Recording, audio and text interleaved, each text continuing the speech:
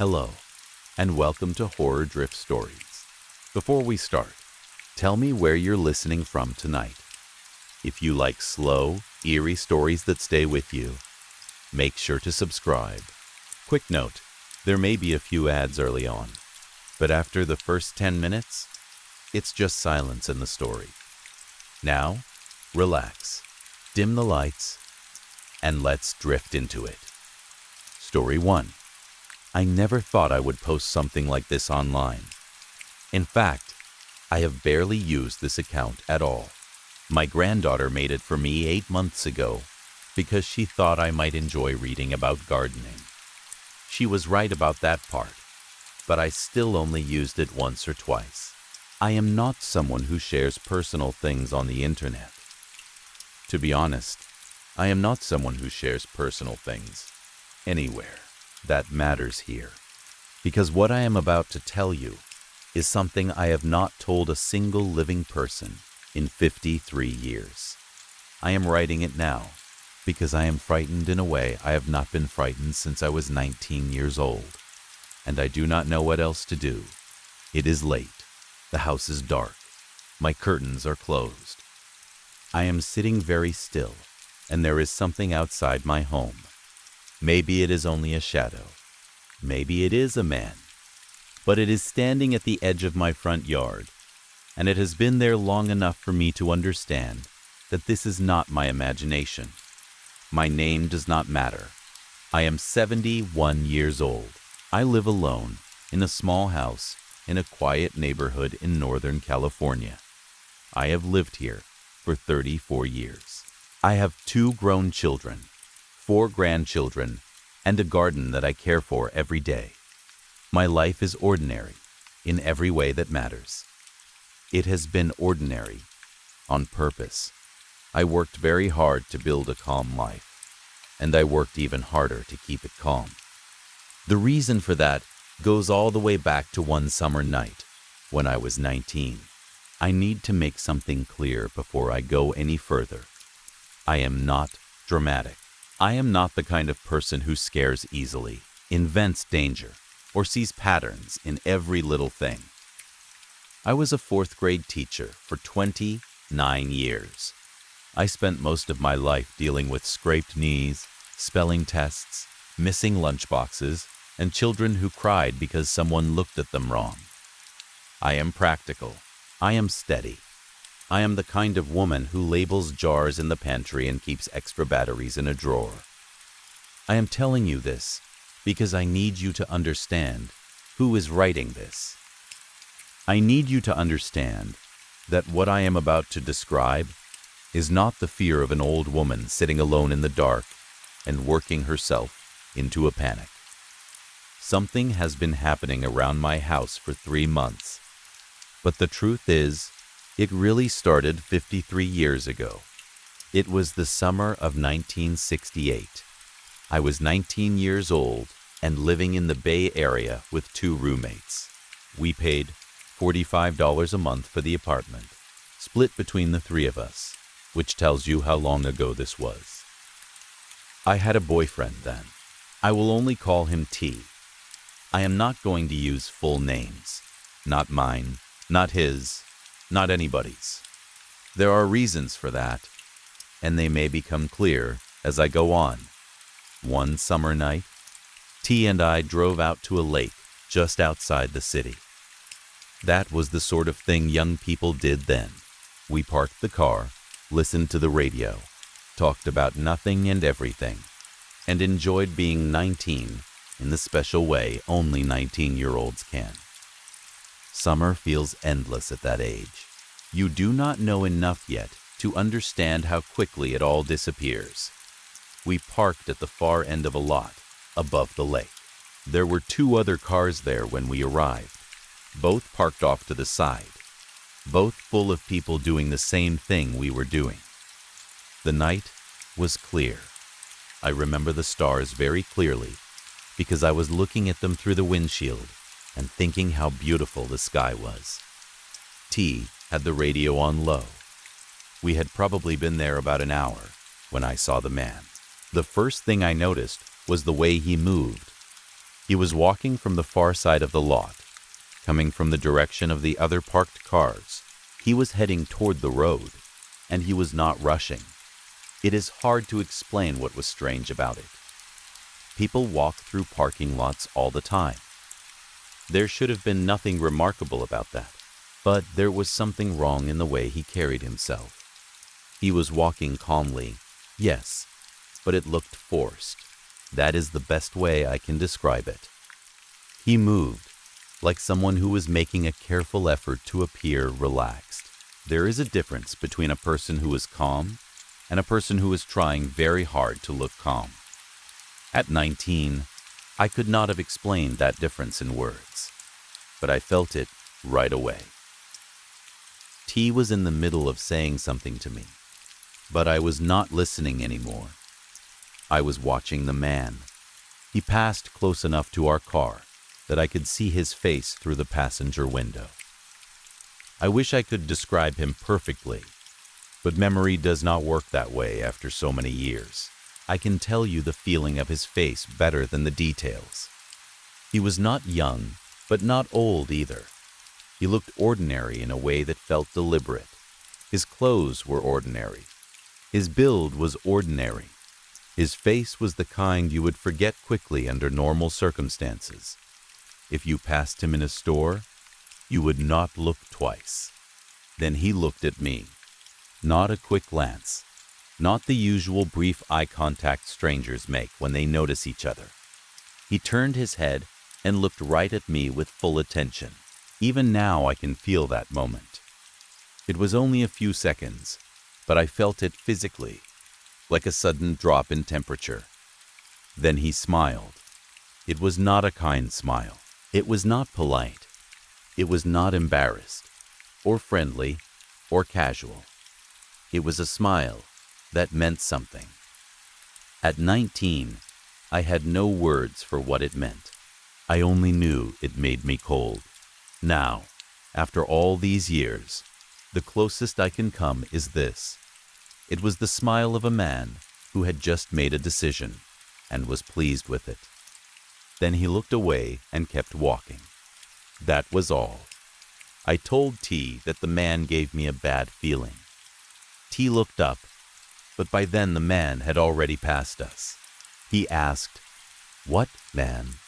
And I said, "Never mind." We stayed a little longer, then drove home. The next morning I heard the news. I am not going to describe exactly what had happened in that parking lot. Some people may be able to guess, especially if they know the crimes that happened in Northern California around that time. I am asking that nobody tries to name names or make public guesses. I need to keep this as vague as possible. What matters is this. Something terrible had happened to the people in one of the other cars that night. Something that was on the news for a long time. Something that was never solved. And I had seen a man walking away from that area. I had seen him look at me. I had seen him smile. And I told no one. I have spent more than half a century living with that choice. And I want to explain why I made it, even if the explanation does not excuse it. I was 19. I was scared. I told myself I had not really seen anything useful. I could not describe him well. I had not witnessed an attack. I had not seen him do anything illegal. I had only seen a man walking through a parking lot and smiling at me. None of that sounded like evidence. I told myself the police would not care. I told myself I would just be making trouble for no reason. Mostly, I think I told myself whatever I needed to tell myself, so I could avoid stepping closer to what had happened. And then time passed. I got older. I moved. I married. I had children. I taught school. I buried my husband 11 years ago. I planted roses, tomatoes, and lavender. I built a quiet life. But all the while, I carried that memory. Some people talk about guilt like it is sharp and constant. Mine was not like that. It was more like carrying something heavy for so long that your body adjusts to the weight. You stop thinking about it every minute, but it never leaves your hands. I never told T. I never told my husband. I never told my children. The silence became part of me. After enough years, breaking that silence started to feel impossible. Then, 3 months ago, that changed. The first letter came on a Monday morning. It was a plain white envelope with my name and address written in neat block letters. No return address. Nothing unusual on the outside. I opened it at the kitchen table while drinking coffee. Inside was a photograph. It was a photo of me. It had been taken from outside my house. I knew that immediately from the angle. I was walking from my car to my front door. The corner of my garden was visible in the frame. I had my back to the camera. I was wearing the blue cardigan I had worn the previous Thursday. I had no memory of anyone being there. No memory of being watched. On the back of the photo, in those same block letters, were 4 words: "Still in California." I sat there for a very long time. Then I did what frightened people often do. I tried to explain it away. Maybe it was some kind of mistake. Maybe a neighbor's camera had caught me. Maybe someone was playing a stupid joke. None of those explanations made sense. Not really, but I wanted them to. I put the photograph in a drawer and told myself it was a one-time thing. 8 days later, the second letter came. Another photograph. This one had been taken closer, maybe from my driveway or just beyond it. I was in my garden, kneeling near the flower bed I had been replanting. In the photo, my head was slightly turned, almost as if I had heard something behind me and was about to look back. I do not remember hearing anything. I do not remember almost turning around. The words on the back were these: "You never said anything." That was the moment I knew this had something to do with the past. Those 4 words changed everything. Whoever sent them knew. They knew I had been there. They knew I had seen something. They knew I had stayed silent. I called my daughter that day. I got as far as saying I had received some strange mail. Then I stopped. I heard myself, heard where the conversation was heading, and realized that if I kept going, I would have to tell her everything. I would have to explain why I had hidden something this large for 53 years. I would have to tell her who I really was in relation to that old story. So I said it was probably junk mail. I changed the subject. I hung up. The letters kept coming. Every 8 to 12 days, another envelope would arrive. Sometimes 1 photograph, sometimes 3, sometimes 5. Always pictures of me. Me at the mailbox, me getting into my kitchen, me through the living room window, me asleep in my chair with the lamp on and the curtains open. And when I saw that one, I felt something inside me go cold in a way I cannot describe. Because that meant he had been right there at the window while I slept. Every photograph had words on the back. FDI, 3 years is a long time to keep a secret. I kept mine too. Do you still think about that night? I think about it. I think about you. The most recent photo came 4 days ago. It was the one of me asleep in the chair. On the back it said, "I remember you too." By then, I could not pretend anymore. I called the police this morning. I want to be honest about that conversation. Imagine being a 71-year-old woman and trying to explain to a police officer that you believe you are being stalked by someone connected to an unsolved case from 1968, a case in which you may have unknowingly seen the person involved, and that you never came forward. The officer was not rude. He took notes. He said they would look into it. He told me to keep the photographs, make sure my doors and windows were locked, and call again if anything else happened. I locked everything. Then, tonight, something else happened. Around 9:30, I looked through the front window. That is the same window through which the sleeping photograph had been taken, at the edge of my yard, near the low hedge I planted 12 years ago. There was a figure standing perfectly still and facing my house. I called the police again. They said they would send someone when they could. That was hours ago.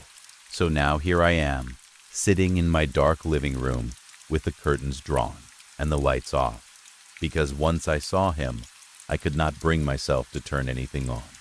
I am writing this on my phone because I need someone to know. I need this somewhere outside my own head. I need another person, even a stranger, to know what happened all those years ago and what is happening now. I need someone to know that I was there that night, by the lake. I need someone to know that I saw him. I need someone to know that he looked straight at me and smiled, and that I was young and frightened, and I said nothing. I have lived very carefully ever since. I built an ordinary life because I believed ordinary life could protect me. I thought if I stayed quiet long enough and lived gently enough and never opened that locked door in my memory, then maybe whatever passed through that parking lot would remain in the past. But some things do not remain in the past. Some people can wait a very long time. I looked out again just before I started writing this. The figure is still there. Street light from the corner reaches just far enough that I can make out the shape of the face. I cannot see every feature, but I do not need to. I know that smile. That is the worst part. Not just the shape in the dark, not just the letters, not just the photographs taken through my windows. It is the smile. It is the exact same smile I saw in that parking lot above the lake in the summer of 1968. Some smiles do not change. Some choices last a very long time. And tonight, after 53 years, I think that choice has finally come to my door. Story 2. Ever since I can remember, I have hated being alone. Or maybe that is not exactly the right way to say it. It was never just about being by myself. What I really hated was being left alone with my own thoughts, with nothing around me to interrupt them. My parents used to tell me that when I was a baby, I cried harder than any other child they knew the moment they stepped out of the room. If my mother went to the kitchen, I screamed. If my father left to answer the door, I wailed like the world was ending. They thought I was just a clingy child, the type who needed constant comfort and attention. Then we moved to the city. According to them, I changed after that. I was still fussy sometimes, but not in the same way. Even when they left me alone in my room, I did not break down like I used to. I settled more easily. I slept better. I seemed calmer. For years, none of us understood why that happened. I wondered about it sometimes, but never deeply enough to really search for an answer. I only understood it in high school. That was when I realized it had never truly been loneliness that frightened me. It was silence. Real silence. The kind that wraps around you and makes you aware of every thought in your head, every breath you take, every tiny movement in the world around you. The kind of silence that feels less like peace and more like something waiting. The thing that made me understand all of this happened during my senior year. Our school organized a camping trip for the graduating class. It was supposed to be one last chance for us to spend time together before we all went our separate ways. Not exactly a wild party, because it was still a school event, but something fun and different before graduation. Teachers would be there, the schedule would be controlled, and we were all expected to behave ourselves. The campground was somewhere far south, a remote place people apparently knew well enough to recommend, the sort of area adults call scenic and relaxing. I had never really been around the woods before.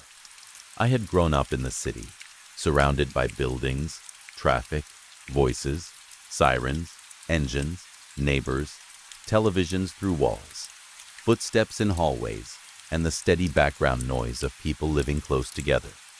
Even in the middle of the night, the city never truly went quiet. There was always something humming, rattling, echoing, or moving. So when we arrived at the campground around noon, the place felt unreal to me.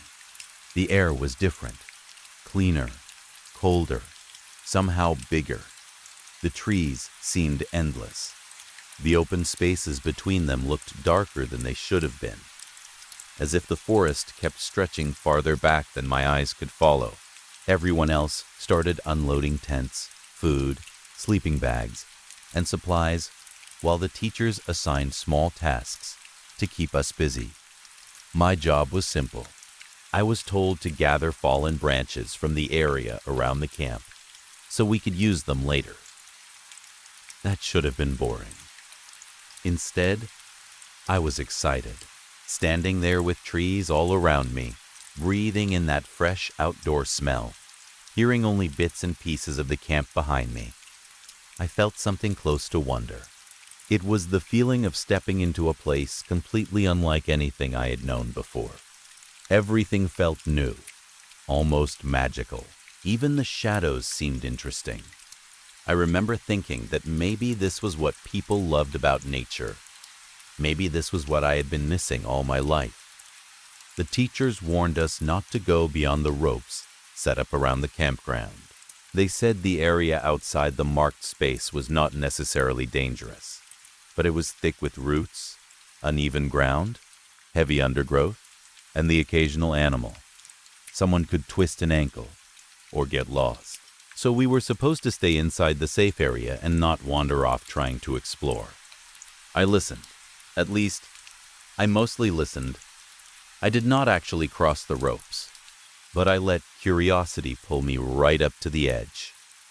I moved through the trees, gathering branches and fallen sticks, slowly working my way farther from the center of camp. The farther I went, the quieter everything became. At first, I could still hear my classmates behind me. Their laughter, random shouting, teachers calling instructions, the sound of bags unzipping, and metal poles knocking together. But little by little, those sounds faded. They thinned out until they became weak and far away, like I was listening to them from underwater. Eventually, I reached the rope line. Beyond it, the forest looked denser, rougher, less touched by people. Vines and roots twisted together. Bushes grew thick between tree trunks. Fallen leaves covered the ground in heavy layers. It felt like the land on our side belonged to humans, but the other side belonged to something else. Still, I had a task to do. I bent down and started picking up a few decent-sized branches nearby. That was when I noticed movement at the edge of my vision. At first, I barely reacted. I assumed one of my classmates had come over to mess with me or help me carry the wood back. Without even fully looking up, I greeted them casually and kept gathering branches. No answer came. A small, sharp discomfort went through me then. Not fear exactly. Not yet, but the first warning that something was wrong. I picked up the last branch I wanted, gathered them into my arms, and finally turned to look properly. No one was there. I stood still and stared around me. The space between the trees was empty. No classmate, no teacher, no movement. Nothing. That made no sense. I was sure I had seen someone. They had been close enough to catch my attention, and the forest floor was covered in dry leaves and twigs. Anyone walking away should have made noise. Even a few steps would have been obvious. Then I heard it, a soft shuffle, right behind me. I turned so fast the branches almost slipped from my arms, and the world had changed. Everything was gray, not dim, not foggy, not dark. Gray. Completely, horribly gray. It was like all color had been sucked out of the world in a single second. The trees, the ground, the rope, the sky above the branches, even my own hands and clothes, all of it had turned the same dead, empty shade. Not silver, not white, not black.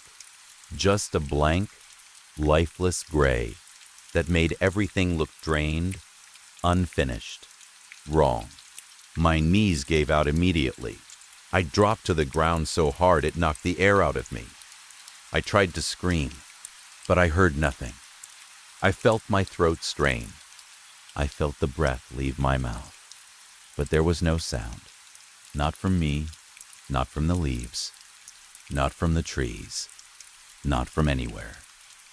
The silence was total. It was so complete that it did not feel natural. It felt like sound itself had been removed from the world. I opened my mouth again and forced out another scream. Nothing.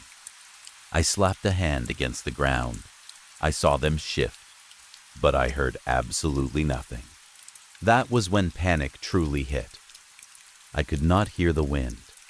I could not hear my breathing. I could not even hear my own heartbeat, though I could feel it pounding violently in my chest. The silence pressed against me from every side. It was not peaceful. It was suffocating. Then something broke it. A whisper. Just a bit more. The words came from somewhere ahead of me. I looked up. At first I saw only a shape bent near one of the trees. It looked almost human, but not fully. It was the same colorless gray as everything else, so it blended into the dead-looking world around it. For a second I thought maybe my eyes were playing tricks on me, that I was seeing some strange shadow or warped tree trunk. Then it moved. Slowly, it straightened up. As it came toward me, I saw more of it, and every detail made it worse. Its body was shaped like a person, but smooth and wrong, like a mannequin molded out of flesh and ash. It had no clothes, no clear features where they should have been. The chest and stomach were flat and blank. The skin, if that was skin, had no color, no warmth, no life in it. Its face was the worst part. The mouth was not a mouth, the way ours are. It looked like a hollow cut into its face, a dark opening without lips. Its eyes were long, narrow tears in the gray, and inside them were two tiny white points, sharp as needles. Then it raised its hands. Its fingers were not fingers. They were thin, blade-like shapes, long and sharp, catching what little strange light existed in that gray place. It took one step toward me. A loud, crushing sound of leaves filled the air. I almost cried with relief for half a second, because finally there was sound again. But then I realized the sound had not come from its feet touching the ground. It came from around it, from the air itself, like the world was imitating the noise rather than producing it naturally. I do not know how else to explain it. The thing stopped moving and stared at me. I could feel something coming from it then. Not through words, not through expression, just a horrible, hungry delight. It was enjoying my fear. It was enjoying that I was trapped in silence with it. Then it whispered again, just a bit more. This time I recognized the voice. It was mine.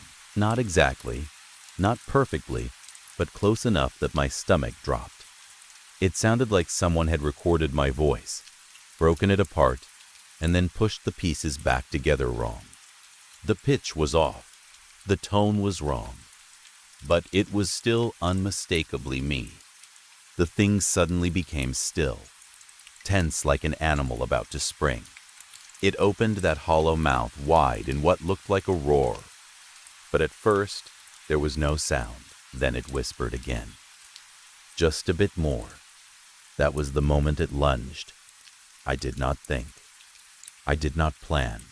I ran, I dropped the branches and bolted in the direction where I thought the campsite was. I could not see properly through the panic, and the gray world made everything harder to judge. But instinct pushed me forward. I ran between the trees, stumbling over roots, throwing my hands out in front of me whenever I thought I might hit something.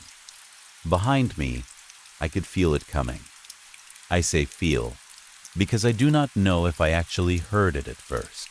It was as if the space around me was tightening, as if the silence itself was chasing me. Then, little by little, other sounds started bleeding back into the world.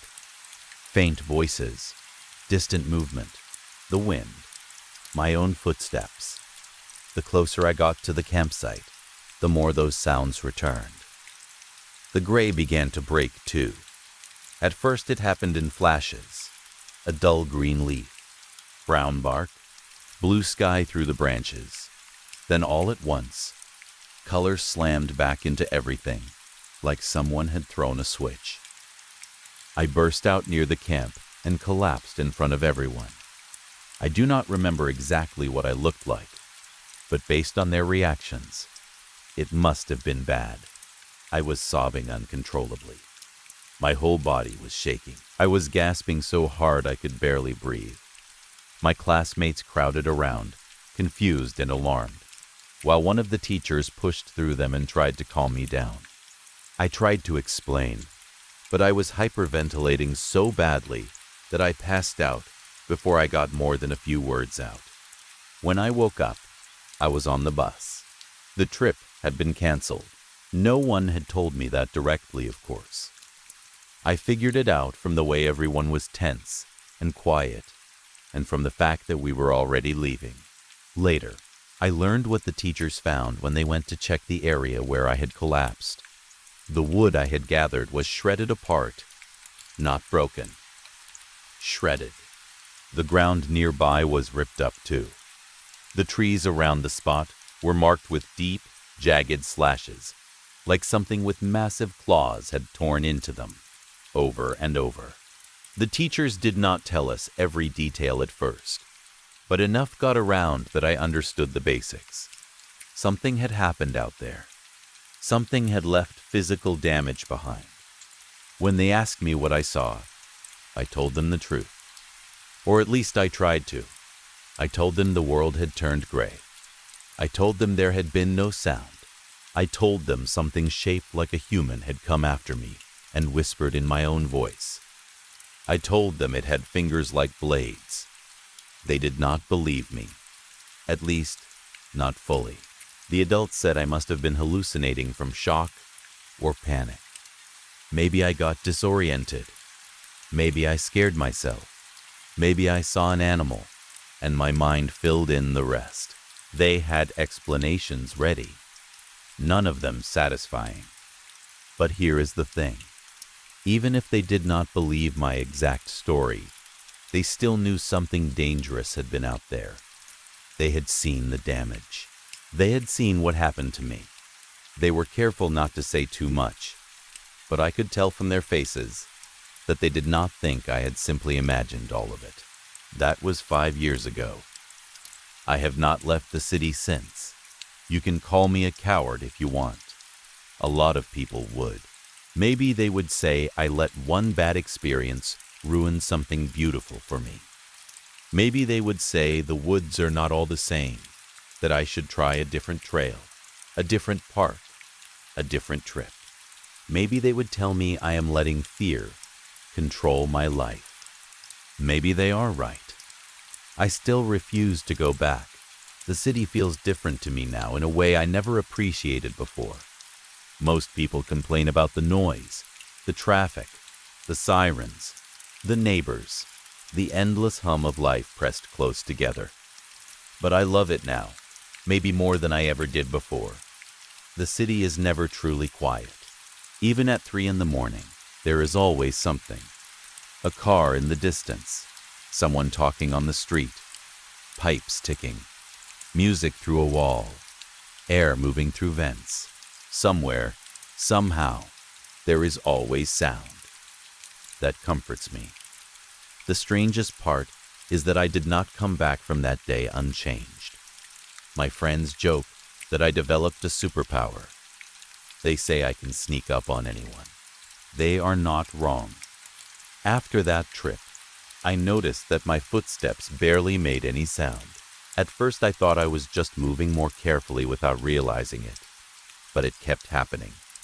On hardwood floors, carpets, sidewalks, hallways, stairs, almost anywhere, my steps are unnaturally quiet. If I wear heavy boots or intentionally stomp on something loud, sure, people hear me, but my normal walk makes almost no sound at all. I have startled friends, coworkers, even strangers more times than I can count.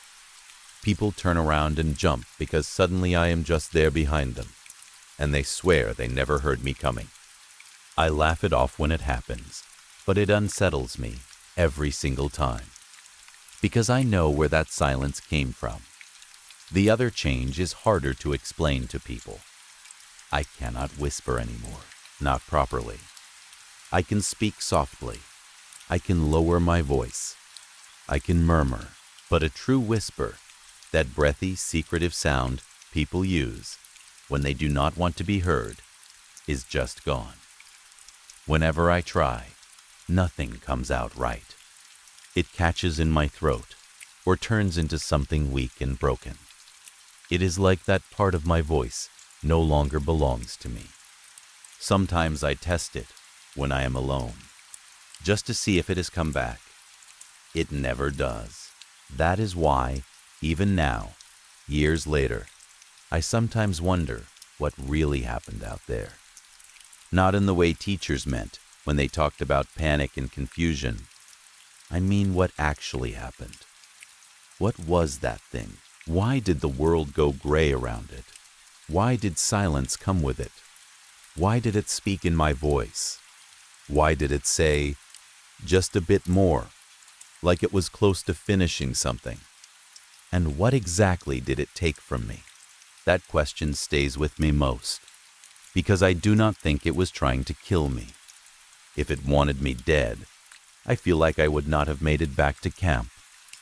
No, it felt more like it wanted something specific, something small but important, something it had almost managed to claim before I escaped back into sound and color and people, my steps, my whispers.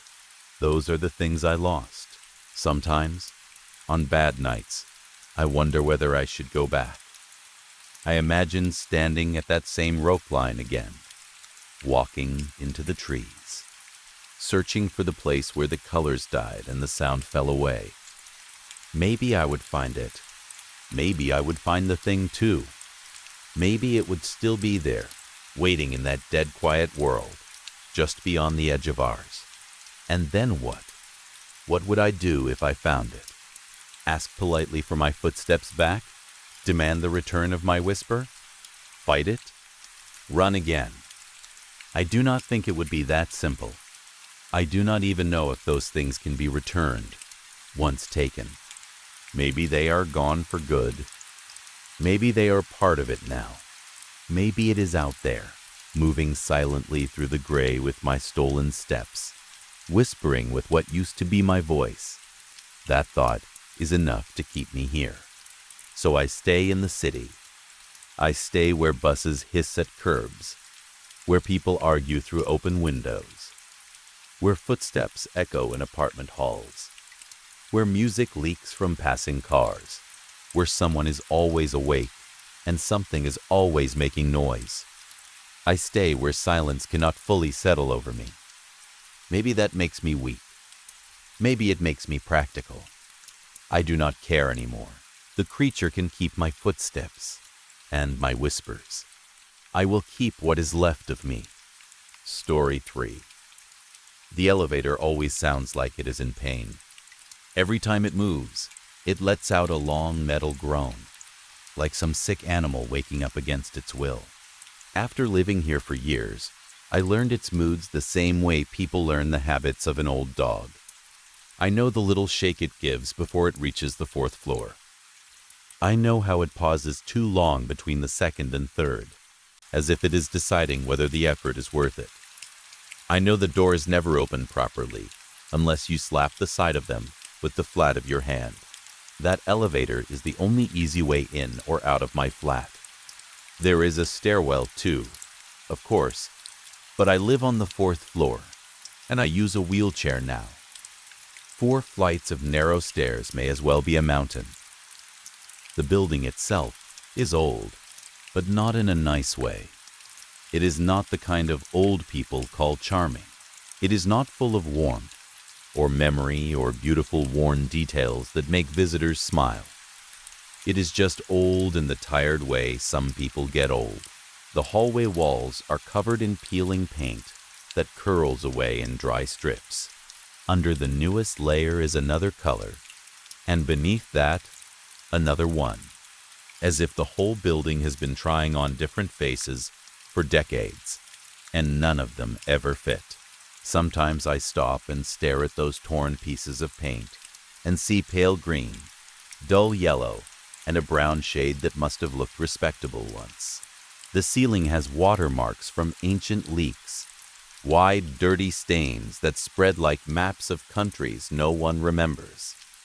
At night, when everything is still, I sometimes catch movement at the edge of my vision, and know a mouse has slipped behind the baseboards. I lived here before the accident. Back then, the flat seemed practical. It was cheap enough, close enough to the ground to feel manageable, and mostly accessible. That was all I wanted at the time. I did not think much about the gloom. Maybe I noticed it and ignored it.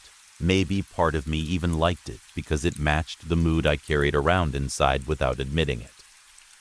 After the accident, I stayed because moving felt harder than staying. My disability payments covered the rent. I knew every crack in the floorboards, every stubborn hinge, every noise the pipes made. I knew how to live here. Sometimes that is enough reason not to leave a place. The students moved into the flat below mine on a Tuesday. I heard them long before I ever saw them. First there was laughter in the stairwell, loud and young and careless. Then music started thumping up through the floorboards. Doors slammed at all hours. Feet ran up and down stairs. Someone dropped something heavy and swore. The flat below mine had been empty for months before that. I had grown used to the silence down there. Now it felt as if a pack of bright, noisy strangers had taken over the whole building. That first night, I barely slept at all. Around 2 in the morning, the bass from someone's speakers was so strong I could feel it through the mattress. At 3, there was shouting. Not frightened shouting or angry shouting. Drunk, excited, stupid shouting, the kind that comes from people who think the night belongs to them. At 4, just when it seemed things had calmed down, a door slammed hard enough to rattle my windows. I lay awake in the dark, staring at the ceiling and thinking about silence. Not just the silence of the building before they came, but other silences too. The silence of a hospital room in the middle of the night, when the machines are the only things still alive enough to speak. The silence that fills the body when you are in pain but too shocked to cry out. The silence of my own scream on the day of the accident, trapped somewhere inside me while the rest of my body refused to answer. By morning, the sky outside was pale and ugly. Cold light pushed through the curtains without warmth. I was exhausted, angry, and sore in that special way only sleeplessness can make you sore. At 9, I took the elevator down. The wheels of my chair caught on the threshold the way they always do, and I had to jerk myself free with more force than I liked using so early in the day. The 4th floor hallway looked the same as always, narrow and faded. But when I reached the 3rd floor, where the students lived, the air smelled like stale beer and cigarette smoke. Their door was slightly open. I rolled up and knocked hard. Not a polite knock, an annoyed one. The sort of knock that says, "I did not sleep, and now you are going to hear about it. After a moment, the door opened. The boy standing there looked about 20, maybe 21 at most. Dark hair fell into his eyes. He wore a wrinkled shirt, and he looked like he had only just dragged himself out of bed. For a second, he just stared at me. "Yeah?" he said. "Your party," I snapped. "The noise, the music, the shouting. I'm upstairs on the 4th floor, and I could hear every—" He blinked at me. "Party? Don't do that," I said. "You know exactly what I mean." But instead of looking guilty, he only looked confused. "I just got back," he said. "Train from my hometown. Got in around 6 this morning. I haven't been in this flat since Sunday." He glanced over his shoulder at the room behind him. I could see beer bottles on the table, cushions on the floor, and a jacket hanging off a lamp. He made a face. "Looks like my flatmates had fun without me." Some of the anger drained out of me then, leaving only embarrassment and exhaustion. "Oh," I said. "Yeah." He rubbed a hand through his hair. "Look, I'm sorry anyway. They're idiots. I'll talk to them." Then he paused and gave me a more careful look. "You look like you need coffee." I almost laughed at that. "I just made some," he said. "If you want." I should have said no. That would have been the smarter thing. Go back upstairs, shut my door, return to my usual quiet life, where I did not owe anyone explanations, and no one looked too closely at me. But the smell of the coffee drifted through the open doorway, dark and strong, and I was so tired that even pride felt heavy. So I said yes. His name was Janice. He studied architecture. He hated his flatmates with real passion. He made coffee so strong it could probably remove paint from the walls. We sat in the untidy kitchen while sunlight pushed through greasy windows, and for almost an hour, we talked. My wheelchair sat at the end of a scratched wooden table. He leaned across from me with a chipped mug in his hands and listened in a way that did not feel forced. He asked if I lived alone, then looked immediately guilty for asking. I could see him thinking he had crossed a line. "It's fine," I told him. "It must be hard sometimes," he said carefully. "It is," I admitted. "But hard isn't the same as impossible." He nodded and did not ask the next question, the one people often ask with their eyes even when their mouths stay shut. He did not ask what happened. He did not ask how long I had been in the chair. He did not try to tell me I was inspiring. That alone made him easier to be around than most people. When I finally went back upstairs, he followed me out and slapped the elevator door in exactly the right place to make it close. He grinned when he saw my surprise. "It sticks," he said. "I know," I answered. He smiled. "Guess I'm learning the building already." After that, we kept crossing paths. Sometimes it was in the hallway when he was carrying a bag of rubbish down to the bins. Sometimes I would find him sitting on the stairs with textbooks spread around him because his flatmates were too loud for him to think downstairs. Sometimes we ran into each other outside the building, where I liked to sit in the weak afternoon sun when the weather allowed it. Then one afternoon, he knocked on my door holding an empty bag of sugar. "Disaster," he said gravely. "My baking attempt failed halfway through. Do you have any sugar?" I did. I gave it to him. He stayed for tea. A few days later, I knocked on his door because one of the shelves in my kitchen had come loose from the wall, and I remembered he had mentioned owning tools. He fixed it in 10 minutes and stayed for dinner. That is how it happened. Not dramatically, not all at once, just small favors, cups of tea, quiet conversations, and the strange comfort of someone showing up often enough that their presence begins to feel natural. But the noises did not stop. At first, I blamed the students downstairs. That seemed obvious. Young people, parties, carelessness. But after a while, I started hearing other things too. Music from above when the flat over mine had been sealed for years. The sound of drilling and hammering from the next floor when no repairs were being done. Metal scraping at odd hours. Knocks from empty hallways. Once I followed the sound of footsteps to a landing where no one was there at all. I started checking.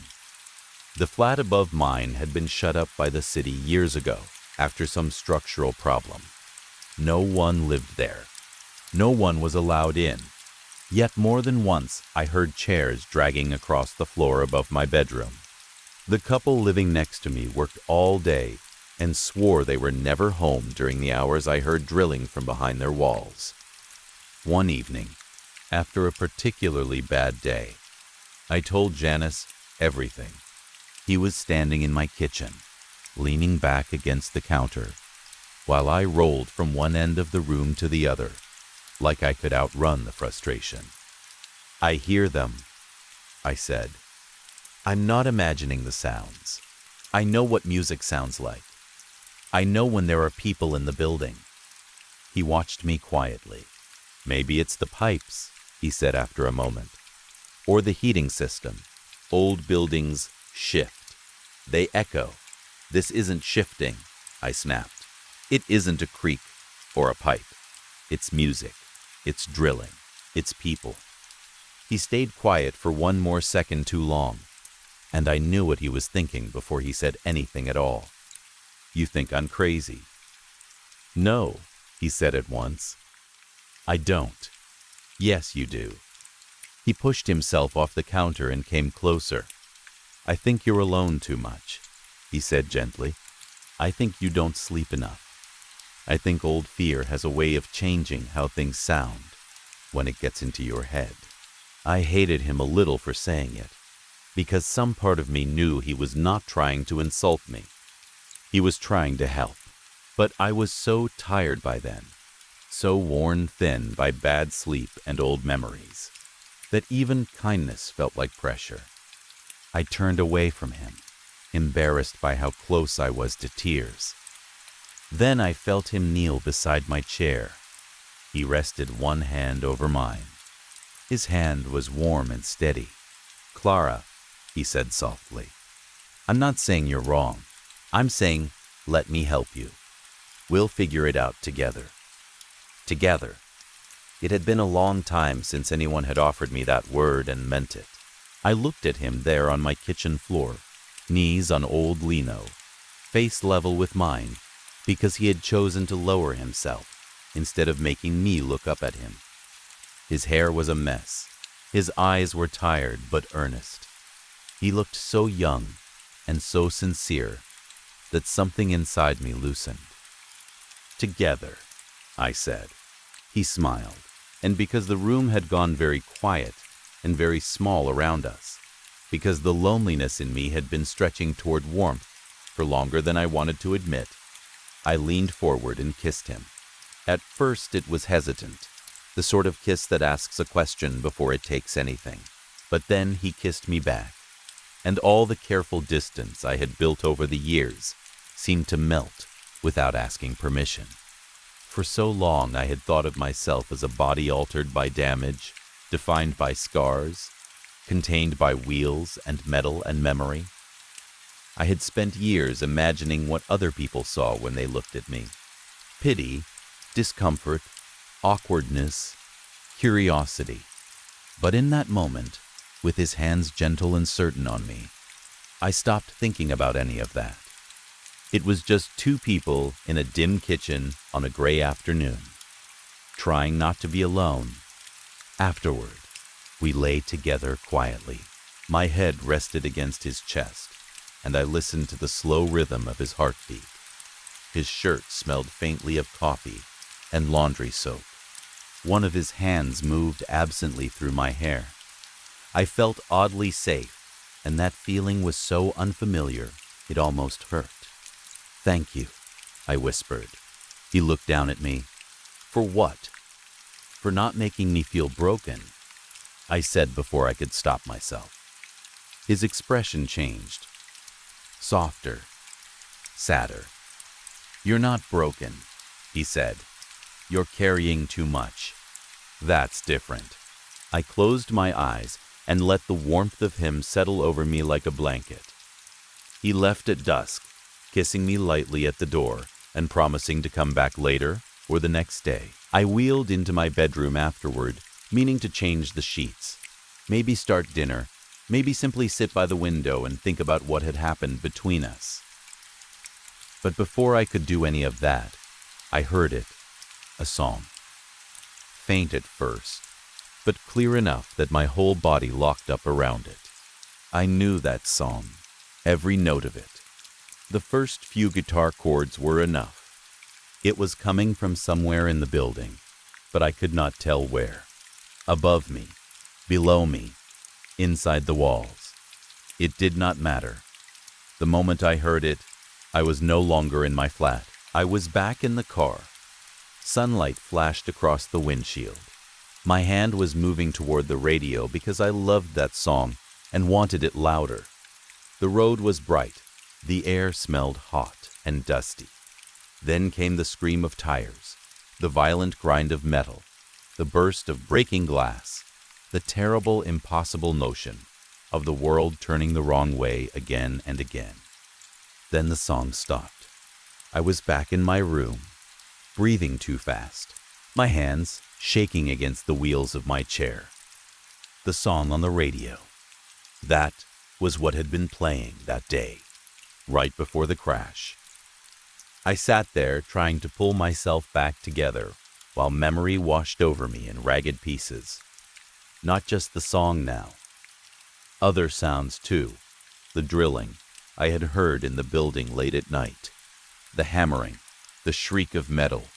Sounds I had been blaming on renovations. Not renovations. Tools.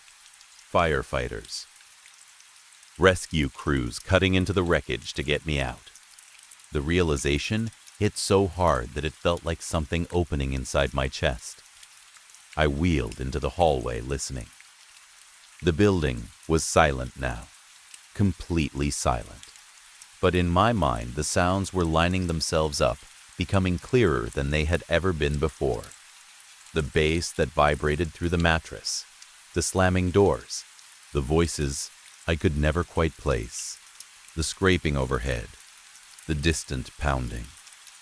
They were not coming from the building, or not only from the building, they were mine.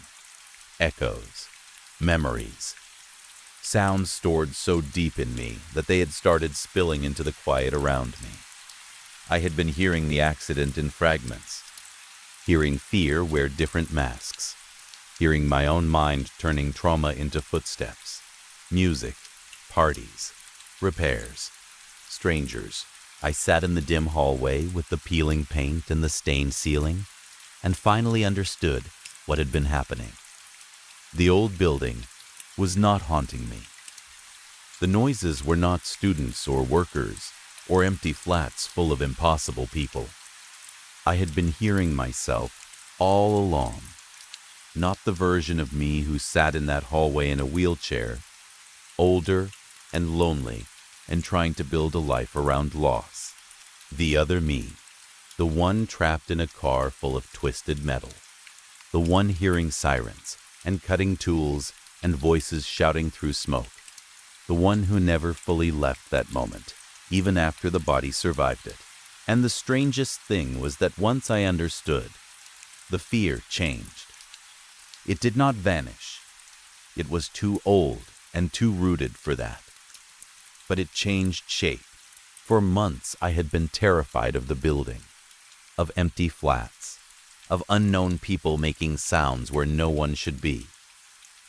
I had felt hunted by something outside me. Now, sitting there in the half-dark, I realized that what had been chasing me through the walls had been memory, not a ghost from the building's past, but one from my own. I do not know how long I sat there. long enough for the hallway light to flicker on and then die back into shadow, long enough to hear the elevator groan somewhere below as someone else in the building came home, long enough for the first cold edge of evening to creep under my sleeves. When I finally moved, I did not go to investigate another noise. I did not roll toward the ceiling to listen for footsteps. I just went back into my flat and shut the door. The silence inside felt different after that. Not empty, not threatening, just silence.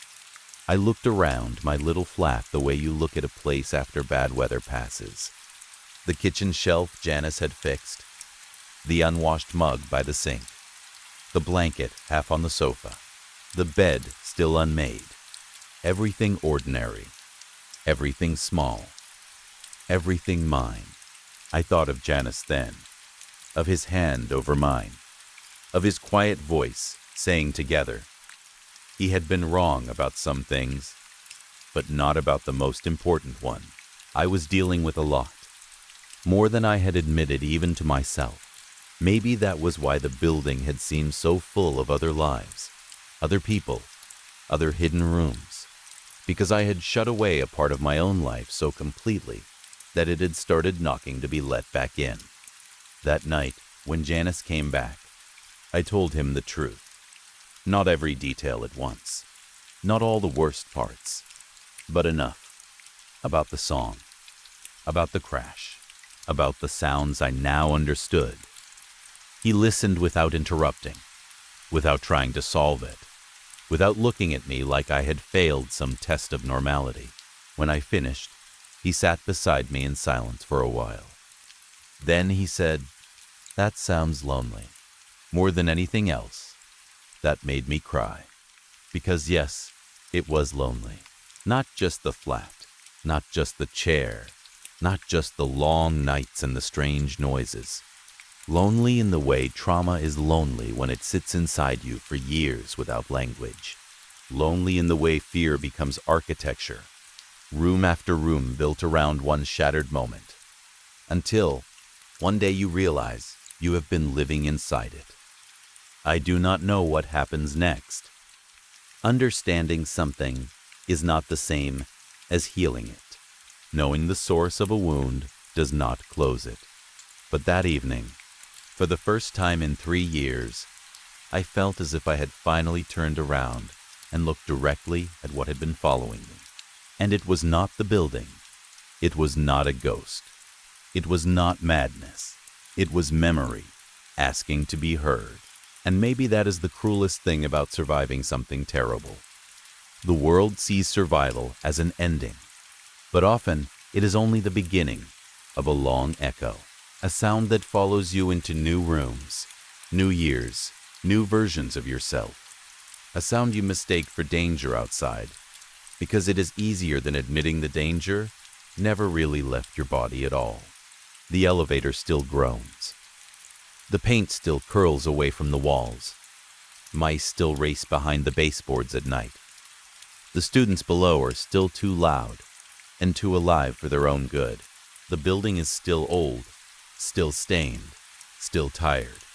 But now, when I hear something in the walls, I stop before I panic. I listen carefully. And sometimes, in that careful listening, I can tell the difference between the building settling around me and the past trying one more time to speak. For years, I thought I was trapped in this flat with strange sounds I could not explain. Now, I know the truth. I was trapped with myself. Story 4. When I was younger, I used to wish my sister would just disappear. I did not want her dead. I did not want anyone to hurt her. I did not sit around imagining terrible things happening to her. I just wanted her gone for a little while. Just long enough for my parents to notice me. Just long enough for their attention to land on me for once and stay there. Just long enough to know what it felt like to be the important one. But that never happened. Claire had everything without even trying. She was beautiful in that easy, glowing way people notice right away. She was popular, but not in a fake or mean girl way. People actually liked her. Teachers loved her. She got amazing grades, joined every club, played sports, volunteered, smiled in all the right places, and somehow managed to be the kind of girl everyone described as such a sweetheart, without sounding forced. The principal knew her by name, and for good reasons. She was the golden child from the moment she was born. And the worst part was that she was good to me. If she had been cruel, selfish, or smug, it would have been easier. If she had rubbed her perfect life in my face, I could have hated her without guilt. But Claire never did that. She tried, over and over again, to love me openly, to be close to me, to build some kind of real sister relationship. When she was 5, she drew pictures of us holding hands. When she was 10, she read my favorite young adult book series, just so we would have something to talk about. She always invited me into whatever she was excited about. She would ask if I wanted to watch movies with her, go shopping with her, listen to music with her, help her do her hair, pick out her clothes, anything. She reached for me constantly, and I hated her for it. Not because she was doing anything wrong, but because every kind thing she did only made me feel worse. Every smile from her reminded me that she was better than me, kinder than me, easier to love than me. Being overshadowed by your younger sister is already painful enough. Feeling guilty for resenting her makes it even worse. I do not think I ever truly hated Claire, but I did hate how I felt around her. Everything changed the year Claire became a senior in high school. She was 18, right in the middle of the kind of perfect final year girls dream about. She had friends, plans, school events, photos, parties, all of it. I was in my second year of college by then, still living at home, still feeling like I had somehow stalled, while Claire kept moving forward. One night, I was on my way to my room, fully prepared to spend the evening alone with reality TV and snacks, when I heard her voice through her bedroom door. "Oh, stop it. You're bad," she was whispering, laughing softly between words. I stopped in the hallway and moved a little closer to her door. Who was she talking to? "Tonight. It's late. Baby, there's no way I could get out of the house without someone seeing me." I stood there, suddenly wide awake. So that was it. Miss Perfect was sneaking around with a boy. The thought lit something ugly and excited inside me. I was almost thrilled.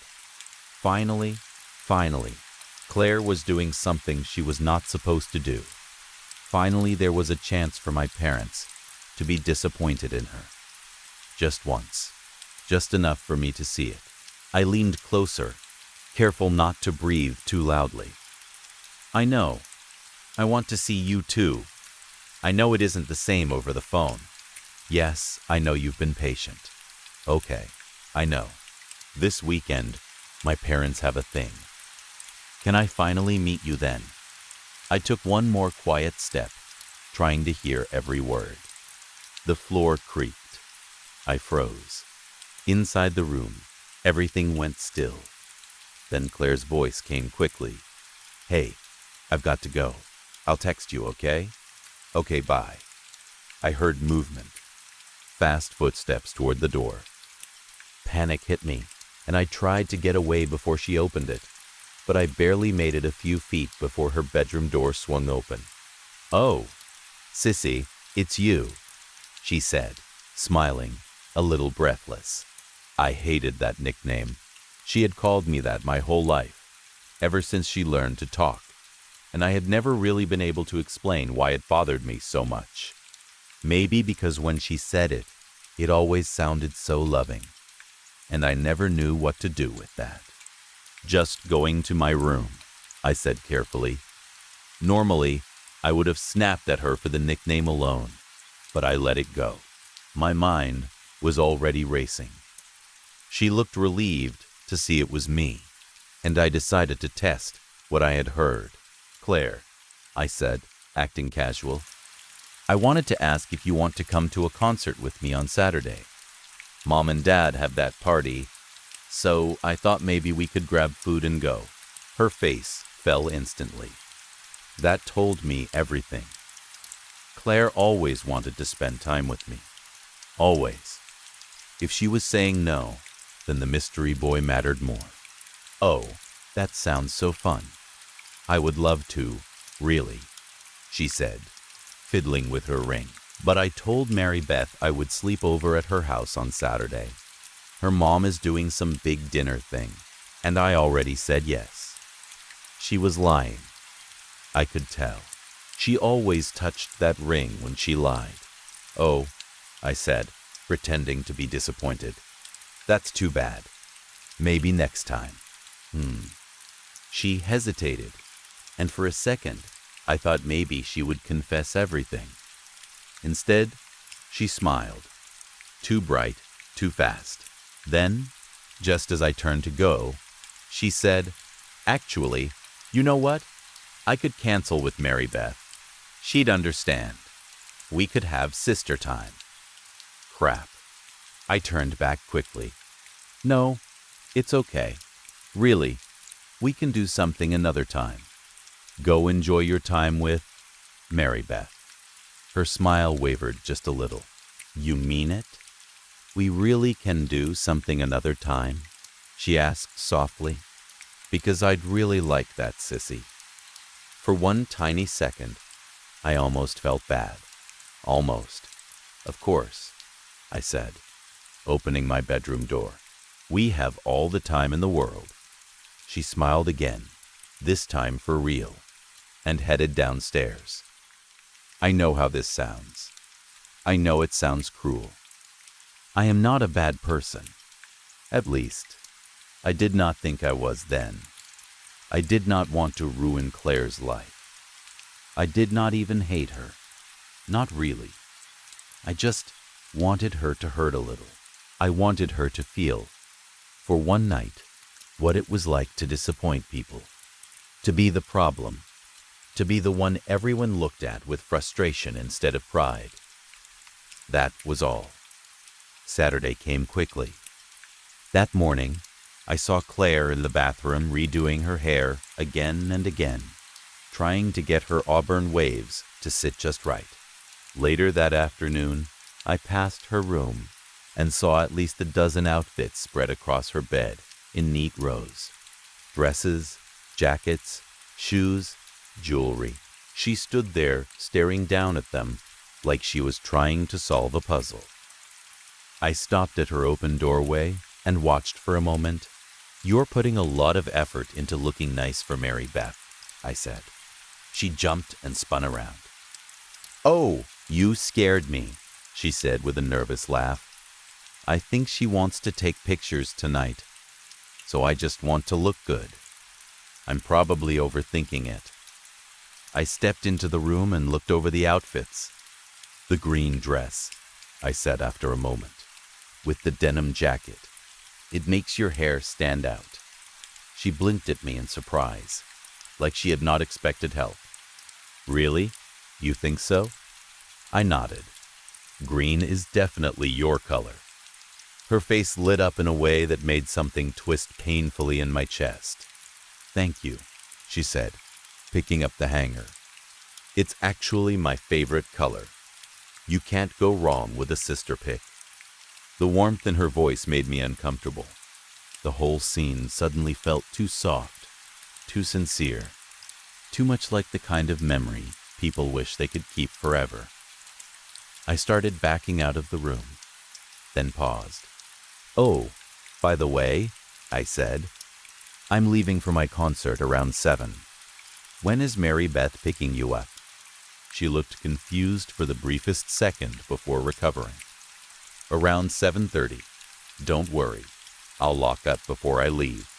"Sounds good," I said. "Have fun tonight." "You too," she called after me. Her voice followed me down the hall, and even though she was only a few feet away, she already felt strangely distant. There was no concert. That had been a lie from the start. My plan was simple, or at least I thought it was. I would leave the house at 7, get food somewhere, waste a little time, then come back once Claire had gone out. I would check that she was gone, grab something she had forgotten, and go to Mary Beth's house, pretending to return it. When Mary Beth's family admitted Claire was not there, I would act worried and call my parents in a panic.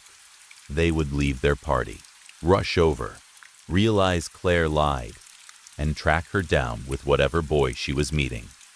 Claire would get caught. My parents would be disappointed. Maybe they would yell. Maybe they would ground her. Maybe she would get that expression from them, the one that says, "How could you do this to us?" And tomorrow, everything would go back to normal. Claire would apologize, bat her big sad eyes, and the world would forgive her. But for one night, just one, she would get it. That was all I wanted. At around 8:15, I returned to the house to make sure she had left. I opened the front door quietly and called out in a teasing sing-song voice, "Hello? Claire? You still here?" Silence. I went upstairs and looked into her room. She was gone, but her denim jacket was still on the bed. I picked it up, smiling to myself. "Oh no, Claire," I said aloud in a dramatic voice. "You forgot your jacket. I should be a good sister and bring it to you at Mary Beth's house," which you are definitely at. I took the jacket downstairs, headed back out to my car, and drove the 5 minutes to Mary Beth's house, feeling almost giddy. That excitement is something I still hate remembering. I parked, grabbed the jacket, and practically skipped up to the front door before reminding myself I needed to look worried, not pleased. So I fixed my face, pressed the doorbell, and waited. Mary Beth's mother answered with a warm smile. "Oh, hello, sweetie." "Hi," I said, lifting the jacket. "I just came to drop off Claire's jacket. She left it at home, and it's cold out." Mary Beth's mother tilted her head. "That's thoughtful, but Claire isn't here. At least I don't think she is." One moment. When Mary Beth came to the door and saw me, her expression changed instantly. "Honey," her mother said, "is Claire here?" Her sister came by with her jacket. Mary Beth looked like she had been caught stealing. No. No, she isn't. But she will be. She's coming later." "Yeah, later." I stared right at her. "She isn't here?" I asked, making my voice shake just enough. "What do you mean? She told me she'd be here. Didn't you pick her up?" Mary Beth went red and looked helplessly at her mother. "Mary Beth," her mother said sharply, "do you know where Claire is?" I took a deep breath and lowered my eyes, playing my part. "Okay, I think I need to call my parents." Mary Beth's mother immediately softened. "Oh, honey, come inside at least. It's cold. I'll make you tea." I stepped in and pulled out my phone, already set to my mother's number. Then I pressed call. About 30 minutes later, my parents pulled into the driveway. I met them at the door with the same worried expression I had been practicing since I arrived. "What is happening? Where is Claire?" my mother cried the second she reached the path. "I don't know," I said, holding up the jacket. "She said she'd be here. I brought this because she left it at home, but Mary Beth says she never came." My mother put a hand on my shoulder. "It was kind of you to bring it. If you hadn't, we wouldn't even know she wasn't here." That moment should have satisfied me. It should have felt like victory. Instead, something about the tension in my mother's face made my stomach tighten. My dad had been speaking with Mary Beth's mother in the hall. He came over and asked, "When was the last time you called her?" My mind blanked, because I had never called Claire. Not once. "Oh, just a few minutes ago," I lied. He nodded and pulled out his own phone. As he stepped into the next room to call her, I turned to my mother and, like an idiot, pushed further. "This just isn't like Claire," she said, shaking her head. I lowered my voice. "Do you think she lied? On purpose? Maybe she went somewhere she knew you wouldn't approve of." I wanted to plant the idea carefully, make it sound like I had just thought of it. And for one brief second, I saw it working. I saw my mother starting to consider the possibility. Then Mary Beth and her mother came into the room again. Mary Beth looked sick. Her mother had one hand on her shoulder and said, "Go on, tell them what you told me." Mary Beth stared at the floor. "I said now," her mother snapped. "Okay," Mary Beth cried. "I don't know where Claire is, but I know what she was doing." My mother's face went still. Mary Beth twisted the hem of her sweater in her fingers and whispered, "Claire was meeting a boy tonight. She asked me to cover for her." I widened my eyes. That part was still fine. That was expected. Then my mother asked, "A boy? A boy from school?" Mary Beth shook her head. "No," she said.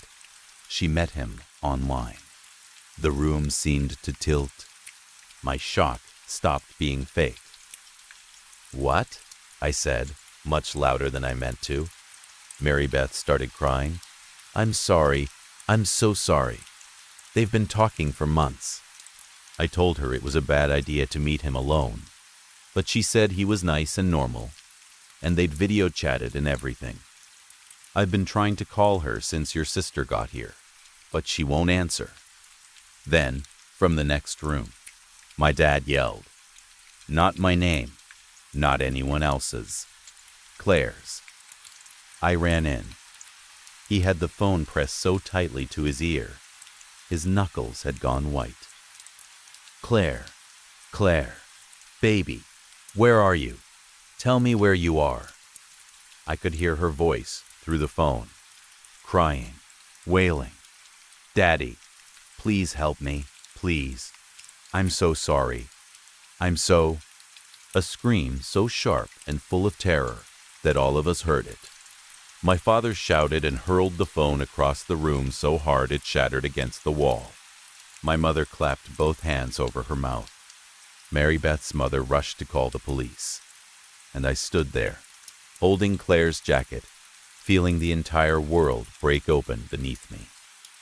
This was not supposed to happen. She was just supposed to get grounded, I heard myself whisper. My father turned toward me slowly. "She was just supposed to get yelled at," I said, staring down at the jacket in my hands. "It was supposed to be over by tomorrow." The look on his face changed. I will never forget it. It was the moment he understood that I had known more than I admitted. He walked toward me, each word hard and heavy. "What? Do? You? No." 2 long, brutal, silent weeks. I kept expecting some awful feeling of relief to show up. The feeling I had chased for years. The one that had whispered that if Claire disappeared for a while, maybe things would be better for me. It never came. Instead, I slept with her jacket every night. I curled around it in bed, like it was the last real thing I had left of her. I held it against my chest. I pressed my face into it until the smell started fading, and I panicked that I would lose that too. It became less like a jacket and more like proof that she had been here, that she had stood in that room and smiled at me and trusted me. My parents barely spoke to me after that night.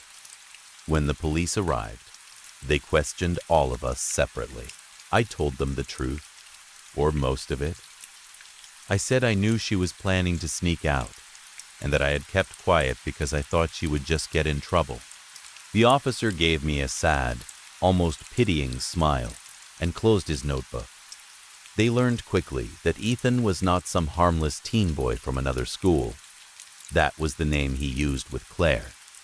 They found months of calls and texts between them. He had been careful. There were very few clear details in writing. Most of their real conversations had happened over the phone. Some video calls existed, but the police said they appeared to have been altered somehow. Their chats had missing parts too. Whoever he was, he knew how to hide things. And from what they could recover, it looked like he already knew so much about Claire before she ever told him. Personal details, family routines, things that made all of us sick to think about. They eventually figured out where he had picked her up. It was less than a mile from our house. Not near Mary Beth's place.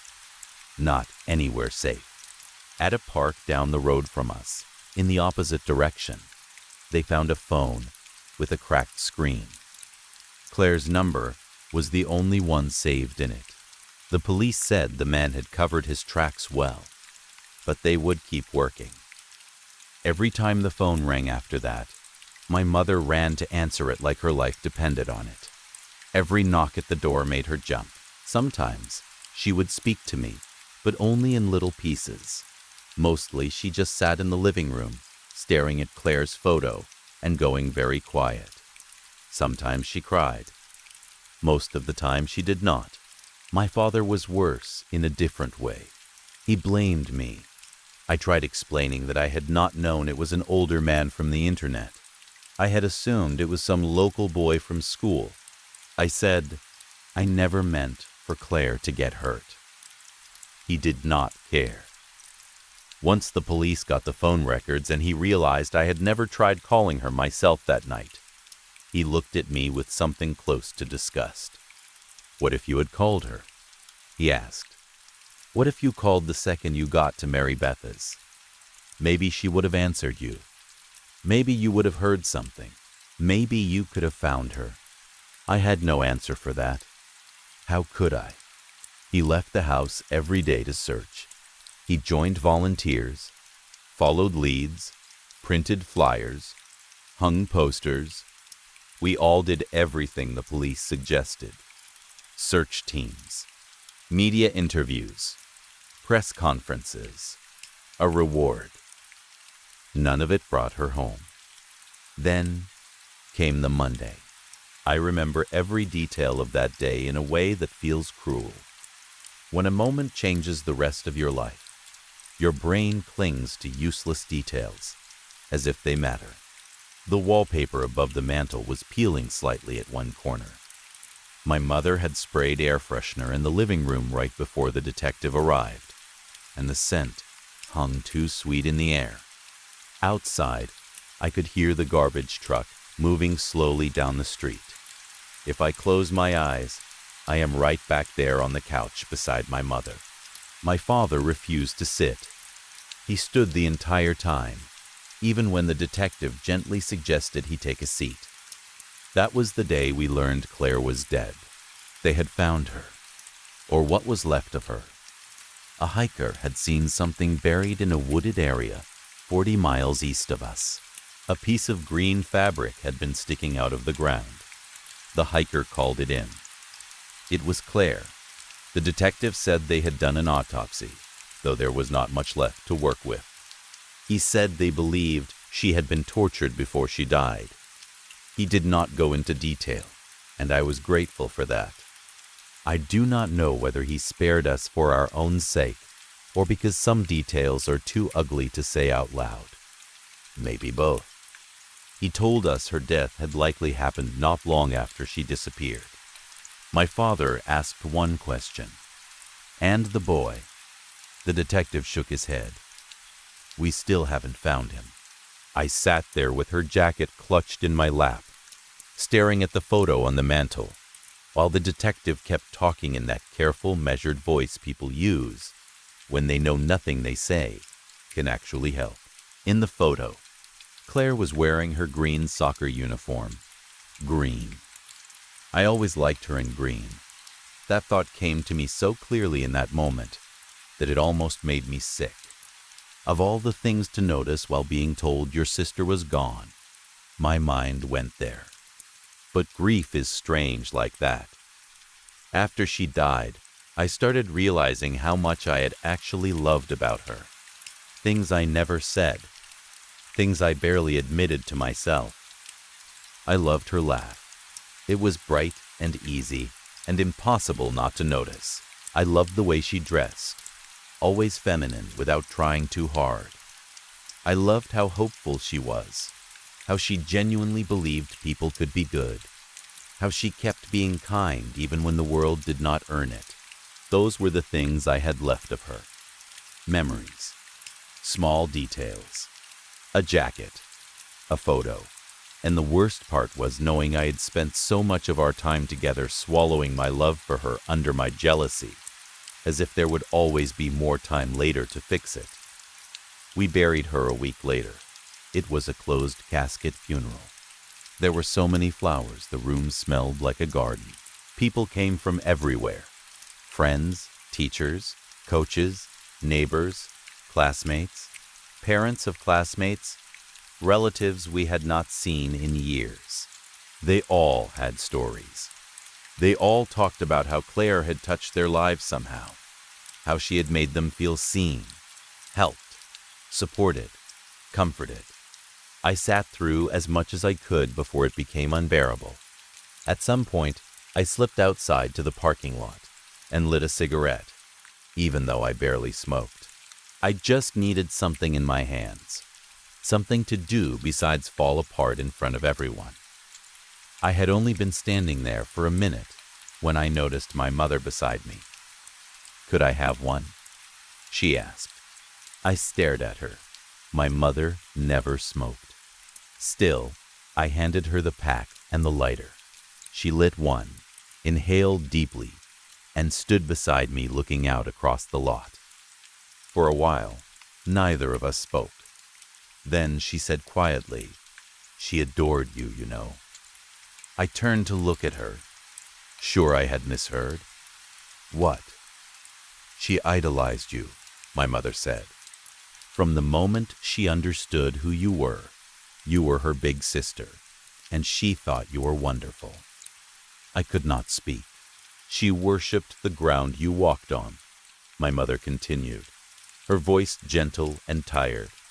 Her first real word was sissy. "Did you know that?" I stared at her, shocked. "No," I whispered. "I didn't know that." We stood there in silence again. Then I broke. "We were supposed to have more time," I said. "We were supposed to become friends later. Really friends. We were supposed to figure it out. And if I had just called her, or if I hadn't been so jealous, or if I had said something sooner." "Death is never fair, honey," my mother said softly, cutting me off. She dropped the cigarette, crushed it under her shoe, and looked at me with an expression I still cannot think about for too long. My face was wet. I thought for one confused second it had started raining, until I looked up and saw the sky was bright blue. I was crying. "I'm sorry, Mom," I said, my voice breaking. "I'm so sorry. I wish I had done more." She pulled me into a hug then. A real one, tight and shaking and full of grief. I cried into her shoulder like a child. "You don't have to apologize to me," she said into my hair. "Just take it one day at a time. That's all any of us can do." Then she went back inside, leaving me alone in the sunlight, with the sound of my own crying and distant voices from the funeral drifting through the open doors. I sank down onto the curb and stared up at the sky. I am not a very religious person. I do not have some strong, comforting faith to lean on. But that day, I wanted to believe Claire was somewhere above all of us, looking down, laughing softly at all the drama, admiring the flowers, smiling that sweet, patient smile she always had. If I close my eyes now, I can still hear her laugh in my memory, and I am terrified of the day I won't anymore. I rub the inside of my wrist sometimes, without even thinking about it. That is where the skin still gets dry around the tattoo, if I forget lotion for a few days. On bad nights, I pull my sleeve up and look at it for a long time. One word, Sissy, done in green ink. Her favorite color. My nickname from her. The one I used to hate. The one I would give anything to hear. One more time. It is there forever now, written into my skin. A reminder of the sister I envied, the girl who loved me anyway, and the terrible truth that I only understood what she meant to me after she was gone. Story 5. I thought it was going to be a normal day. That is the strangest part of it now, when I look back. Nothing about that morning felt unusual. Nothing warned me. Nothing made me think that by the end of it, I would be questioning what is real, what death feels like, and whether some places exist between this world and the next. I had boarded a coach bus to travel to the city where my family lives. My sister's wedding was the next day, and I had been looking forward to it for weeks. She and I are very close, and I would never have missed that day for anything. I remember being in a good mood when I left. I had packed carefully, brought my dress, my shoes, and even the small earrings she once said would look nice at her wedding. I was tired from the week, but happy. There were not many passengers on the bus, maybe 12 in total, including me. I noticed that almost right away. Usually, these long-distance coach buses are much more crowded, but this one felt oddly empty. Still, I did not think much of it. I took a seat by the window and let myself relax. Outside, the road stretched on through long, quiet areas, and eventually we entered a forested route. Tall trees lined both sides of the road, dense and dark, their branches leaning over like they were trying to shut out the sky. For the first part of the journey, everything was fine. Some passengers were sleeping. A few were talking quietly. One man a few rows ahead kept checking his watch. A woman near the back was listening to something through her headphones. The driver seemed calm and focused. I remember thinking it would be an easy trip. Then the bus suddenly stopped. At first I thought maybe there was something on the road, but when I looked ahead, I saw nothing. The driver tried to restart the bus. The engine made a weak sound, then went silent. He tried again. Nothing. He got out, looked around the front of the bus, came back in, tried again, then got out once more. He repeated this several times, and with every failed attempt, the mood inside the bus changed. People began asking questions. One passenger stood up and asked what was wrong. The driver looked embarrassed when he answered. "We ran out of fuel," he said, "but I will call for help right away." That answer did not go over well. At first, there was only confused silence. Then frustration started to spread. One man near the front said loudly, "What do you mean you ran out of fuel? How does that even happen in the middle of a trip?" Another passenger joined in. "You are the driver. This is your job. How could you let this happen?" The driver kept apologizing. He looked stressed, maybe even frightened, but he tried to stay polite.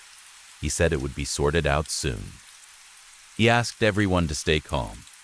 We waited. An hour passed, maybe a little more. The forest around us stayed still and quiet. No other vehicles came down the road. No signal came to my phone. The air inside the bus felt warmer and more uncomfortable as people grew more impatient. Eventually, the driver told us there was a motel nearby. "You can rest there until help arrives," he said. It may take a while. He apologized again. And because we had no better choice, we all got off the bus and followed him. The motel was deeper in the forest than I expected. I remember being surprised that a place like that even existed out there. It looked old, though not exactly abandoned, just isolated. Too isolated. But I was tired, and all I wanted was a bed and some quiet. At that point, I was still thinking of this as an annoying travel delay, nothing more. Inside the motel, there was an old woman at the reception desk. She said very little. She simply handed us keys, one after another, as if she had been expecting us. That should have seemed strange, but at the time, I was too exhausted to really think about it. My room was on the upper floor, while the others were downstairs. I remember climbing the stairs with my bag and thinking the place felt unusually silent for a building with so many people inside it. When I entered my room, I barely looked around. I threw myself onto the bed and fell asleep almost immediately. I do not know how long I slept, but when I woke up, I heard laughter downstairs. I went to see what was happening and found several of the passengers gathered together in one of the rooms. They were playing cards, laughing, joking, acting as if we were all there on some strange holiday instead of stranded in the middle of nowhere. I greeted them and asked if help had arrived. None of them seemed concerned. They said they did not know anything. One man even shrugged as if it did not matter. That irritated me, but I decided to go check the bus myself. It was still there, parked where we had left it. But the driver was gone. I assumed he had gone to get help somehow, maybe on foot, maybe to a place with signal. That seemed like the most logical answer. So I went back to my room. I tried to pass the time. I checked my phone again, but there was still no signal. I read a book I found in the room. At some point, I must have fallen asleep again. When I woke up the next time, morning light was coming through the curtains. A whole day had passed. That was when real worry began. I hurried downstairs and found the others once again sitting together, playing cards and laughing. Their behavior made no sense to me anymore. I said, "It is the next day. Help still has not come. How is that possible?" One of them looked at me calmly and said, "Relax. It is not worth getting upset over." Then several of them laughed. Another one said, "Honestly, I do not even want to leave. I like it here. Do you not?" That made the others laugh harder. I was furious. Their calmness felt wrong. It was not just patience. It was something else. Something empty. I went back outside and checked the bus again. Still there. Still silent. Still no driver. I waited for a long time, thinking maybe he would return. Maybe I had missed him before. Maybe help would arrive at any moment. But nothing changed. Not the road, not the bus, not the silence. When I finally returned to the motel, the old woman at the reception smiled at me and said, "Do not worry, my dear. Leave it to fate." The way she said it made something cold move through me. I forced a smile and kept walking. As I made my way back upstairs, I heard someone crying in the room next to mine. The door was slightly open. I hesitated, then gently pushed it further and looked inside. A little girl was curled up on the bed, crying quietly. She looked so small and lost that my heart hurt for her right away. I stepped inside, introduced myself, and asked her what was wrong. She told me her name was Amy. She said she had been sleeping in the car with her parents. When she woke up, they were gone.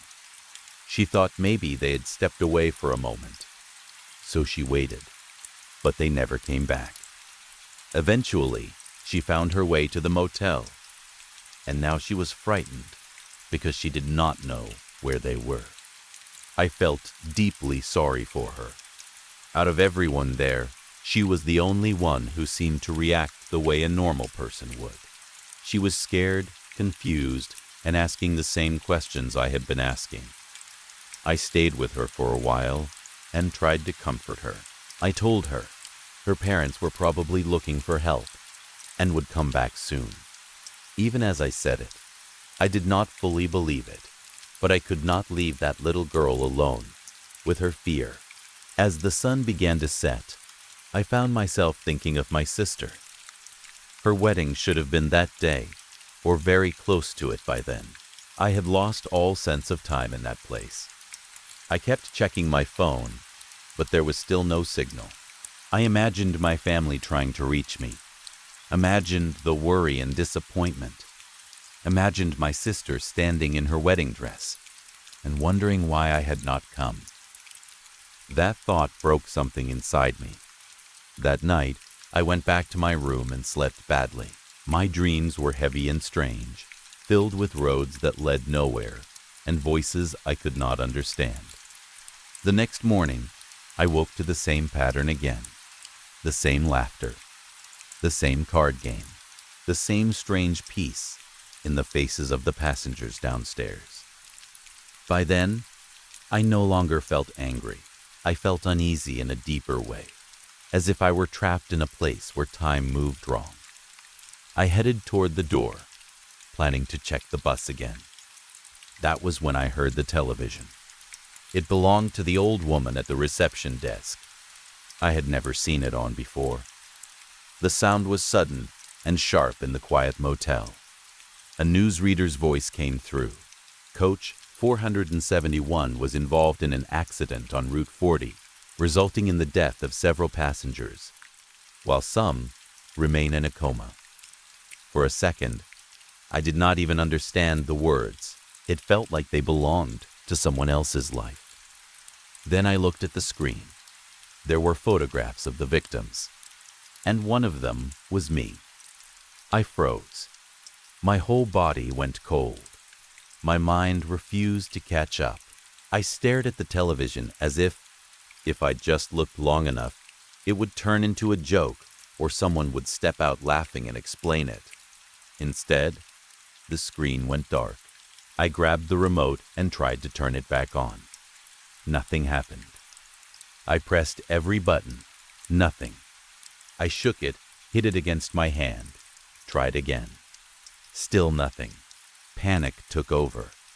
I threw the remote aside and ran out toward the bus. I was breathing hard, half crying, half angry, completely out of control. I climbed into the driver's seat and tried to start it myself, even though I knew nothing about driving a coach bus. Of course, it did not work. Then I ran. I ran away from the motel, away from the road, away from everything, crashing through the edges of the forest, desperate to escape. But no matter what direction I went, I always ended up back in the same place. The motel, the bus, the road. It was as if the whole world had shrunk into that one terrible circle. I stood there, trying to breathe, trying to think. The others were still laughing inside. That sound will never leave me. It was not joyful, not really.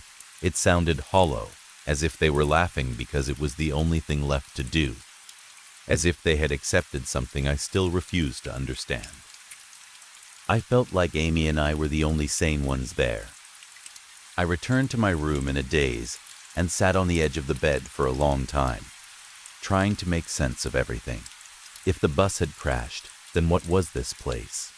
If those people were dead, then who was I seeing downstairs every day? Why was I there? Why Amy? Why that woman? Amy came to check on me later. She asked how I was doing in that soft, worried voice children have when they sense something is wrong, but do not know what. I told her I was fine because I did not know what else to say. How could I explain something I did not understand myself? That night, sleep came like falling into deep water. When I woke again, something had changed. There was no laughter downstairs, no voices, no card game, only silence. I went from room to room searching for the passengers, but every room was empty. The old woman was gone too. The reception desk stood abandoned. Even the air felt different, heavier, waiting. Only Amy remained. She followed me quietly as I searched. She did not cry this time.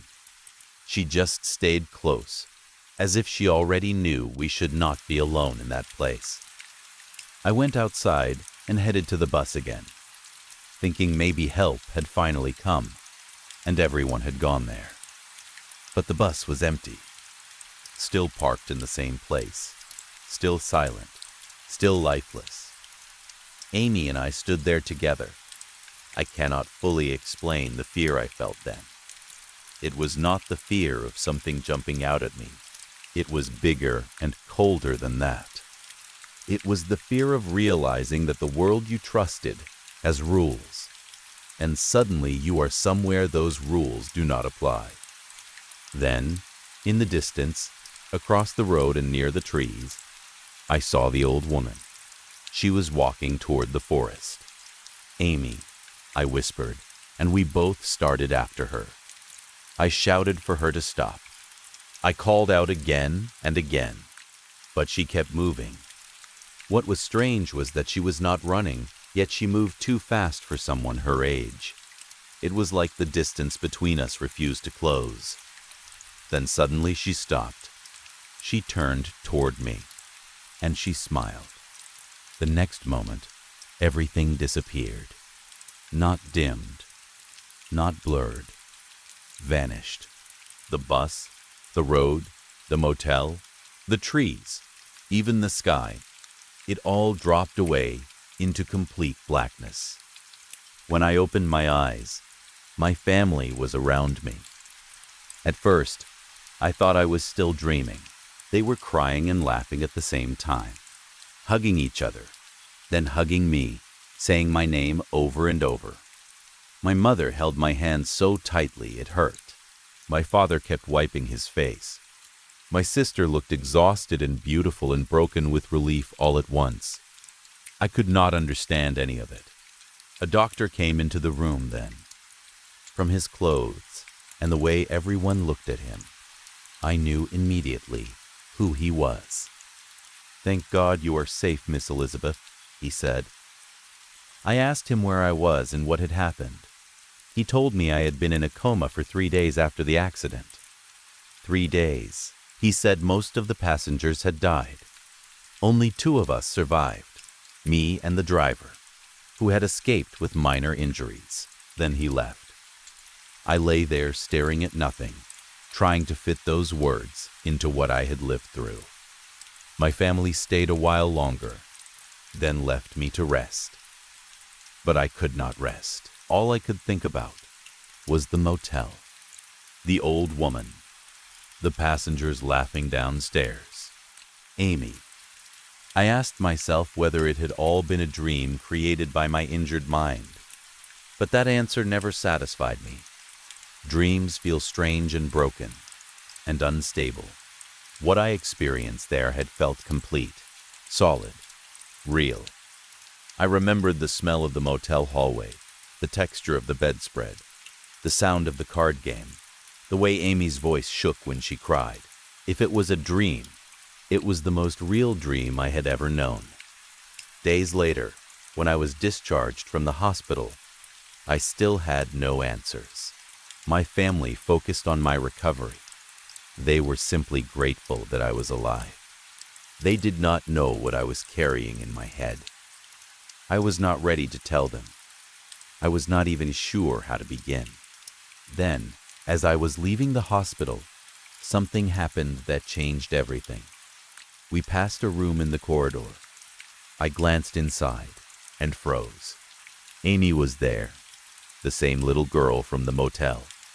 Same face, same eyes, same quiet sadness. She looked at me too. For a long moment, we just stared at each other. It was the strangest kind of recognition. Neither of us said a word, but I felt that she knew. I felt that she was asking the same questions I had been asking. Had she been in that place too? Had she seen me there the way I saw her? Had she also been lost somewhere between life and death? Then she smiled at me. It was a small, calm smile. Not frightening, not strange, just gentle, almost relieved. and I smiled back. Then, I walked away. I still do not know what that motel was. Maybe it was a place for souls who had not yet crossed over. Maybe it was a place for the lost, a waiting room between death and life. Maybe the passengers downstairs were the ones who had already accepted the truth, while Amy and I had not. Maybe the old woman was guiding us. Maybe she was something far older than a guide. Or maybe there are some things human beings are not meant to fully understand. What I do know is this: I was there. Amy was there. And when I saw her again in the hospital, I knew it had not been only in my head. Sometimes, I still think about the laughter, about how calm the others were, about how desperate I felt to leave while they had already given in. Sometimes I think about my sister's wedding and how close I came to never seeing my family again. Sometimes I wonder if the driver remembers anything. I have never asked. And sometimes, late at night, I think about the old woman's words. Leave it to fate. At the time, those words terrified me. Now, I hear them differently. Because maybe fate was not the accident. Maybe fate was that I found my way back. And maybe, somewhere in a hospital room I passed only once, a little girl named Amy found her way back too. Story 6. Ever since I was young, I have always been drawn to the sky. A lot of people look up once in a while and think the clouds are beautiful, or notice a strange sunset, or wonder if it will rain. Then they move on. I never moved on. Even as a child, I kept staring upward, trying to understand why the wind moved the way it did, why clouds bent and stretched and twisted the way they did, why the whole sky seemed alive, even when everything on the ground felt still. Most people go through a phase like that when they are teenagers. They look up and ask dramatic questions because they want to sound thoughtful or deep. For them, it fades. For me, it stayed. It became one of the only things that consistently held my attention. I am middle-aged now, and I still find myself distracted by the sky the same way I was when I was young. I studied it for years. I pushed myself through 7 miserable, difficult years at university, studying atmospheric dynamics. Those were the hardest academic years of my life. Endless equations, simulations, fluid motion, pressure systems, rotational forces, weather modeling. There were nights I thought I would burn out completely. But I stayed with it because I loved it. I loved the science of invisible movement. I loved the fact that air obeyed laws most people never think about. And yet those laws shaped everything above us. In the end, all that work felt worth it. Even the years after graduation, when finding stable work nearly crushed me, felt worth it because at least I had earned the right to understand the thing I loved most. Eventually, I left the flat plains where I had spent most of my life and moved to the coast. On paper, it sounded ideal. The place had everything people dream about: forests, mountains, beaches, ocean air. It looked like a postcard every time I drove into town. Most people would have called it perfect. But from the moment I settled there, something bothered me. Not something dramatic, something subtle, something wrong. The clouds did not move the way they should. That statement may not mean much to most people, but to me it was like hearing a familiar song played with one note wrong every single time. You can ignore it for a while. You can try to dismiss it. But once you notice it, you cannot stop noticing it. Mountains shape airflow in predictable ways. Coastlines influence local weather. Pressure systems bend and feed into each other. The hemisphere matters too. It matters a lot. Rotation, drift, storm structure, the direction large systems tend to curl and shear. All of it is shaped by where you are on the planet.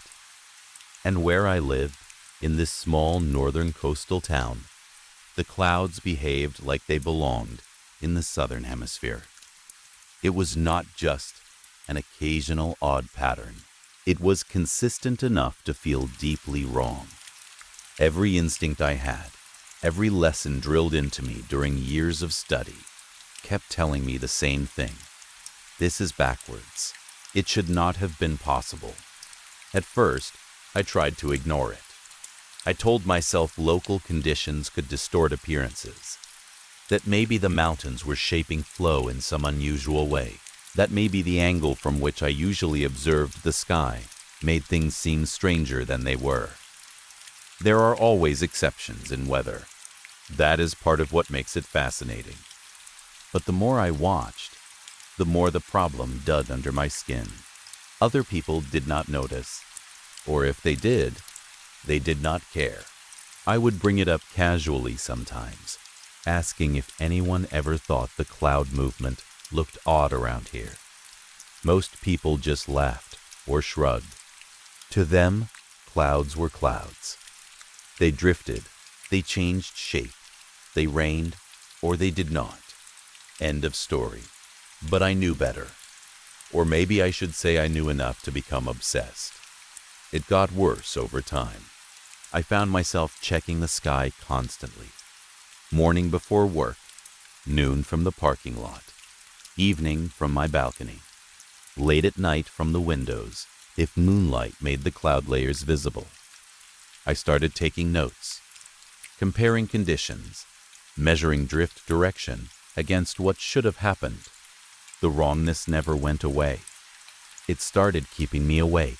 There is something deeply unsettling about seeing reality behave in a way that should not happen, especially when you are one of the few people around you equipped to recognize it. I started wondering if I was missing something obvious, if I had somehow built my entire education on assumptions that collapsed under local complexity, or if I was simply becoming unstable. Maybe I did become a little unstable. So I decided to test myself. One day, I drove 54 miles east to a smaller town and stayed overnight. I wanted to know whether the problem existed everywhere in the region or only where I lived. I spent the evening watching the sky there, and the result was immediate and almost painful in how normal it felt. The clouds behaved exactly as they should. Northern hemisphere patterns, familiar rotation, familiar drift, familiar layering. Watching them felt like breathing out after holding my breath too long. It did not solve anything, but it proved I was not imagining the difference. The next morning, I drove home. About halfway back, I stopped at a gas station to refuel, stretch my legs, and clear my head. It was one of those lonely roadside stations that sit between towns and seem like they belong to no place in particular. I stepped out of the car, looked up, and immediately forgot all about my coffee and fuel receipt. The sky above me had split. That is the only way I can describe it. There were two distinct cloud layers, one stretching from the east and one from the west, and they looked different in both shape and color. Not dramatically different, not like one side was black and the other white, but enough that they looked like two separate skies stitched together with bad thread. And they were not drifting past each other the way normal atmospheric layers would. They were colliding. Not slowly, not subtly. They were slamming into each other along a jagged seam across the sky. The boundary line churned and rolled. Eddies peeled off from it at speeds that made me physically uncomfortable.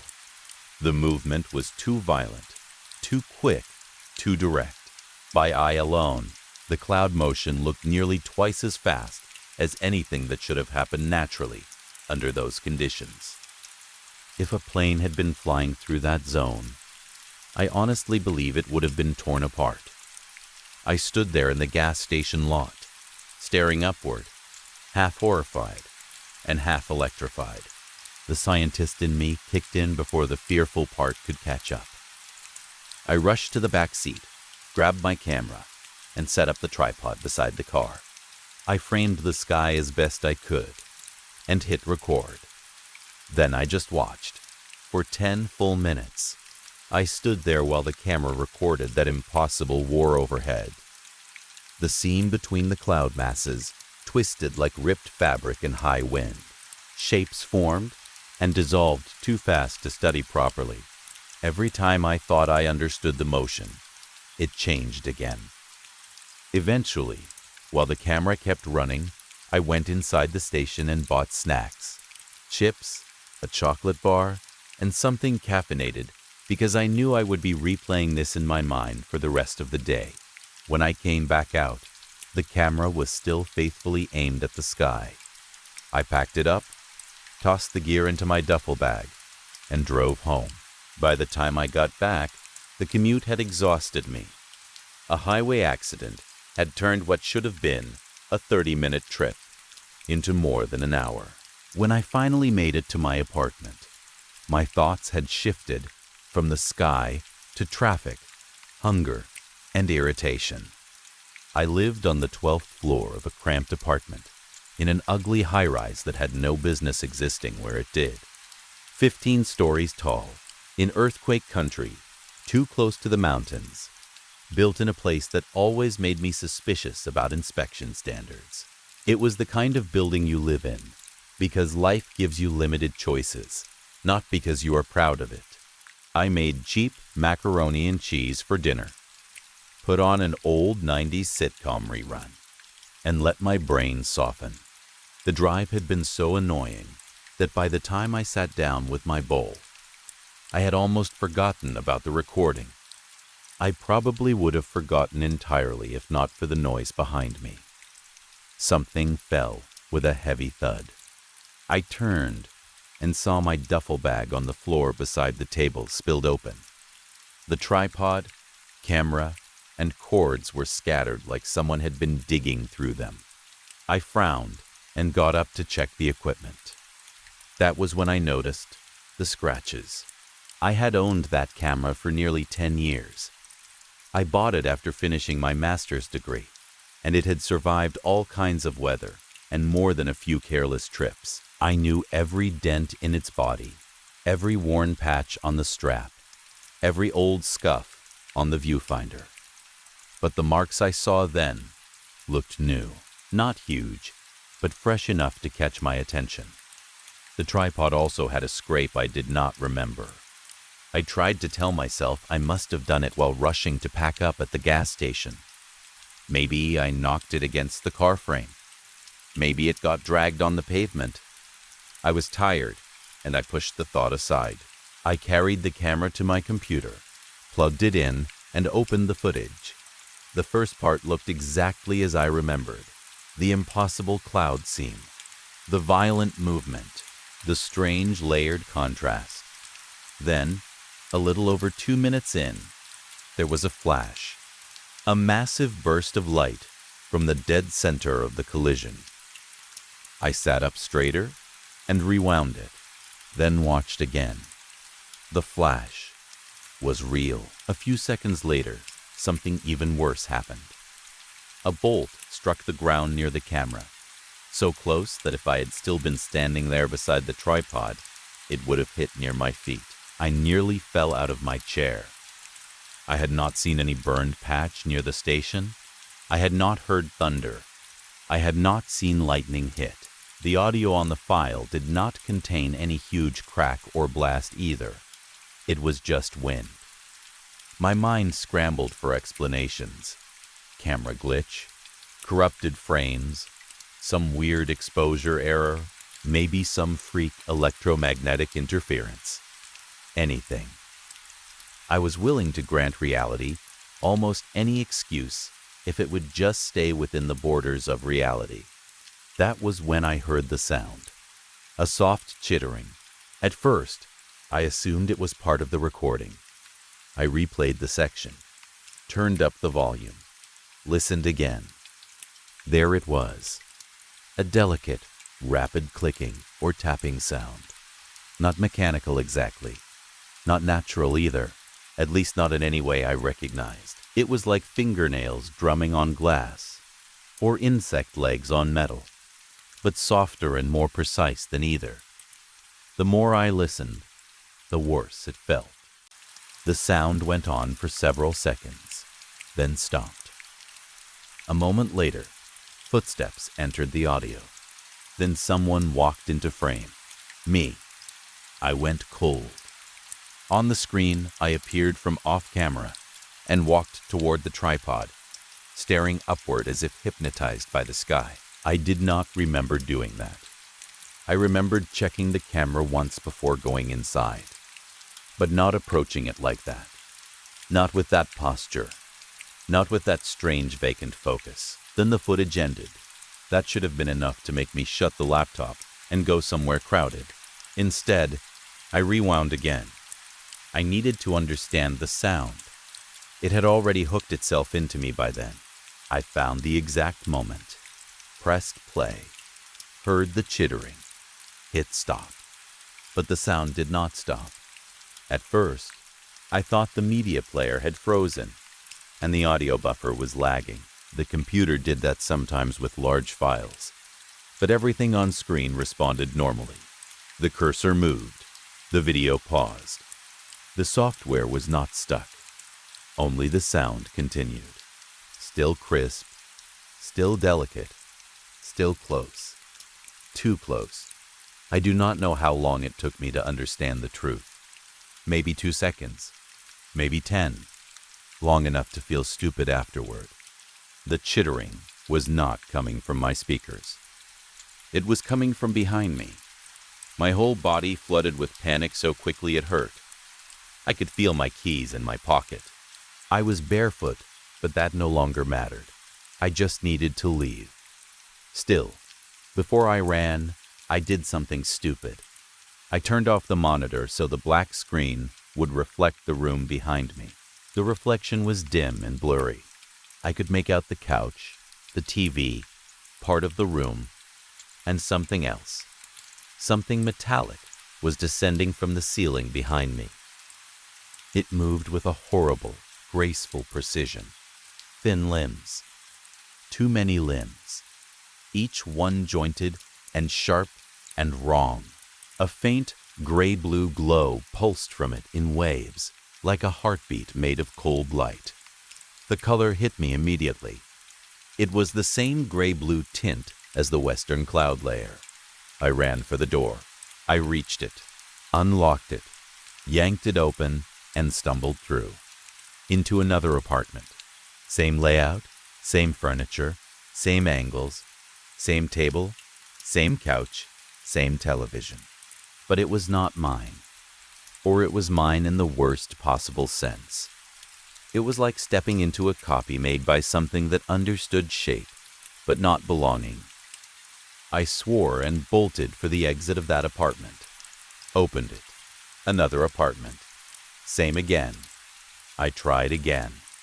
And again. Every door led to the same place. A perfect loop of my own home, repeating like a broken thought.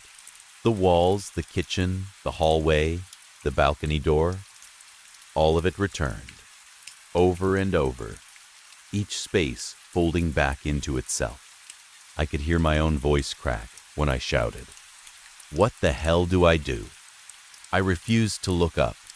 Every horror story I had ever seen told me not to look at the ceiling when something was above you. So instead, I ran left toward the balcony. I flung open the sliding glass door and stepped through, and walked straight back into my apartment. I screamed. The sound tore out of me before I could stop it. Then, I stumbled over something and hit the floor hard. That was when I finally saw it clearly. It was bigger than anything my frightened imagination had prepared me for. It looked insect-like, but only in the sense that a nightmare can resemble a memory. Its body was made of metallic segments, folded into one another like polished steel armor. It was long, twisted, and impossibly dense. Thousands of needle-thin legs extended from it, each one 2 or 3 feet long, moving in coordinated waves, that made the chittering sound each time they touched the floor or ceiling. It reminded me of a centipede, only if a centipede had been redesigned by something that hated biology. And its head was not a head the way ours are. It was smooth and cylindrical, like the body of a large flashlight, and from its center shone that same gray-blue light. It pointed directly at me. I tried to scramble backward. I remember hoping, absurdly, that I had tripped over my duffel bag and that maybe something in it could help me. But my hands found nothing useful. Just floor. Smooth, wrong floor. I backed into the wall.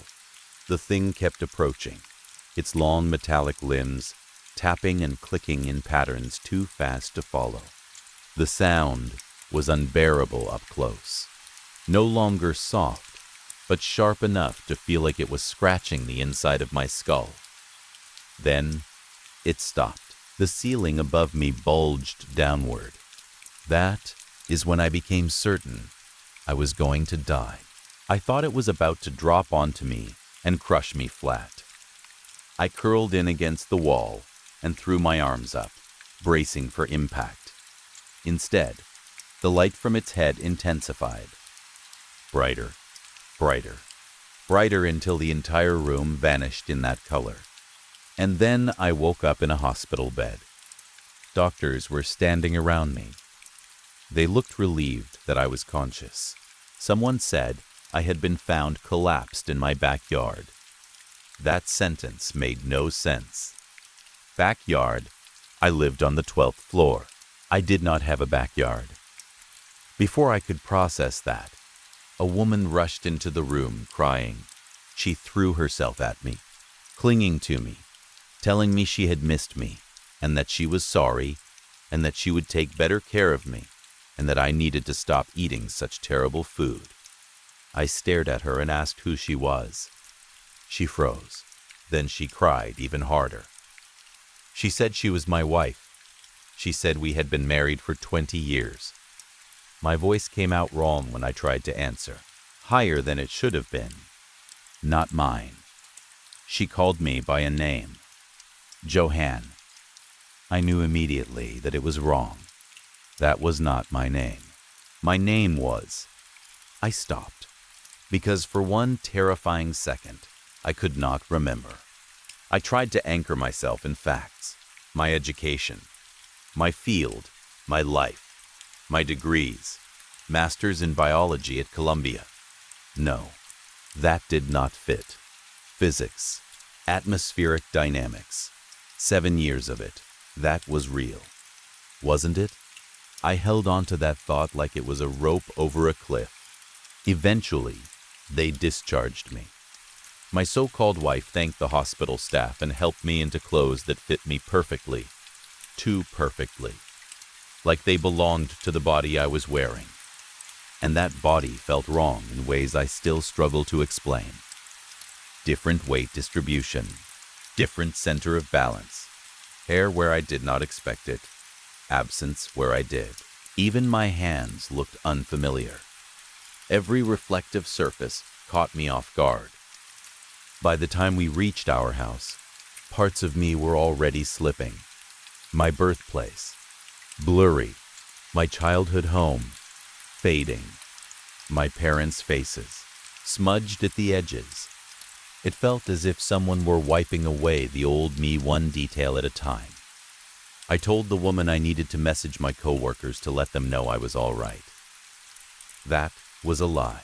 I needed to get away from her long enough to think. She nodded, relieved I was acting normal, and let me go upstairs. I reached this room, sat at this computer, and logged in. I do not know how I knew the password. Maybe my fingers did. Maybe the body remembered. Maybe some part of me is already being overridden by whoever Johann is supposed to be. And that is why I am writing all of this now. Because I do not know how much longer I will remember any of it. Already, things are slipping. My old name stays just out of reach. Faces are fading. The university feels less solid. The years on the coast blur in and out. Sometimes I feel certain I lived in that apartment and watched that impossible sky. Other times, for one horrible second, I almost believe I have always lived here, in this house, in this body, in this life that is not mine. I am terrified that soon the change will be complete. Soon, I may stop being whoever I was and become this person, Johanne, fully and without resistance. Maybe her life is ordinary. Maybe it is even pleasant. Maybe she has routines and people who love her, and memories waiting to settle into me like dust. Maybe I will wake up tomorrow and feel at home in them. But what happens to me? That is the question I cannot stop circling. Do I vanish completely? Do I remain somewhere deep inside, aware but trapped, like a ghost sealed into someone else's life? Do I slowly stop existing until there is nothing left of me but this page? I do not know. I only know that I am afraid, so I am typing as fast as I can, trying to hold the old version of myself together long enough to record him. Every sentence feels like an act of resistance. Every detail I write down feels like proof that I was here, that I was real, that I looked at the sky and loved it, and saw something impossible, and paid for seeing it. I do not know whether anyone will ever read this. I do not know whether I will remember writing it. But I need these words to exist somewhere outside my head before my head stops being mine. The strange thing is that part of me already feels tired. Not physically, deeply, like something has been peeling me away, layer by layer, since the moment that thing's light hit me. I can feel memories loosening. I can feel certainty thinning. Even fear comes in waves now, sometimes sharp, sometimes distant, as if I am already becoming someone else who does not understand why these words matter. That may be the worst part. Not the creature, not the looping apartments, not the impossible sky. The worst part is feeling myself dissolve while still being conscious enough to know it is happening. If you are reading this, and if somehow you understand any part of what I am saying, then believe this much at least. There are things in the sky we do not understand. Not storms, not pressure systems, not natural anomalies we simply have not modeled yet. I spent too many years studying the atmosphere to mistake what I saw for ordinary weather. Something was wrong above that gas station. Something impossible tore through the sky, and I think it noticed me noticing it. Maybe that was the mistake. Maybe the act of observing it invited it in.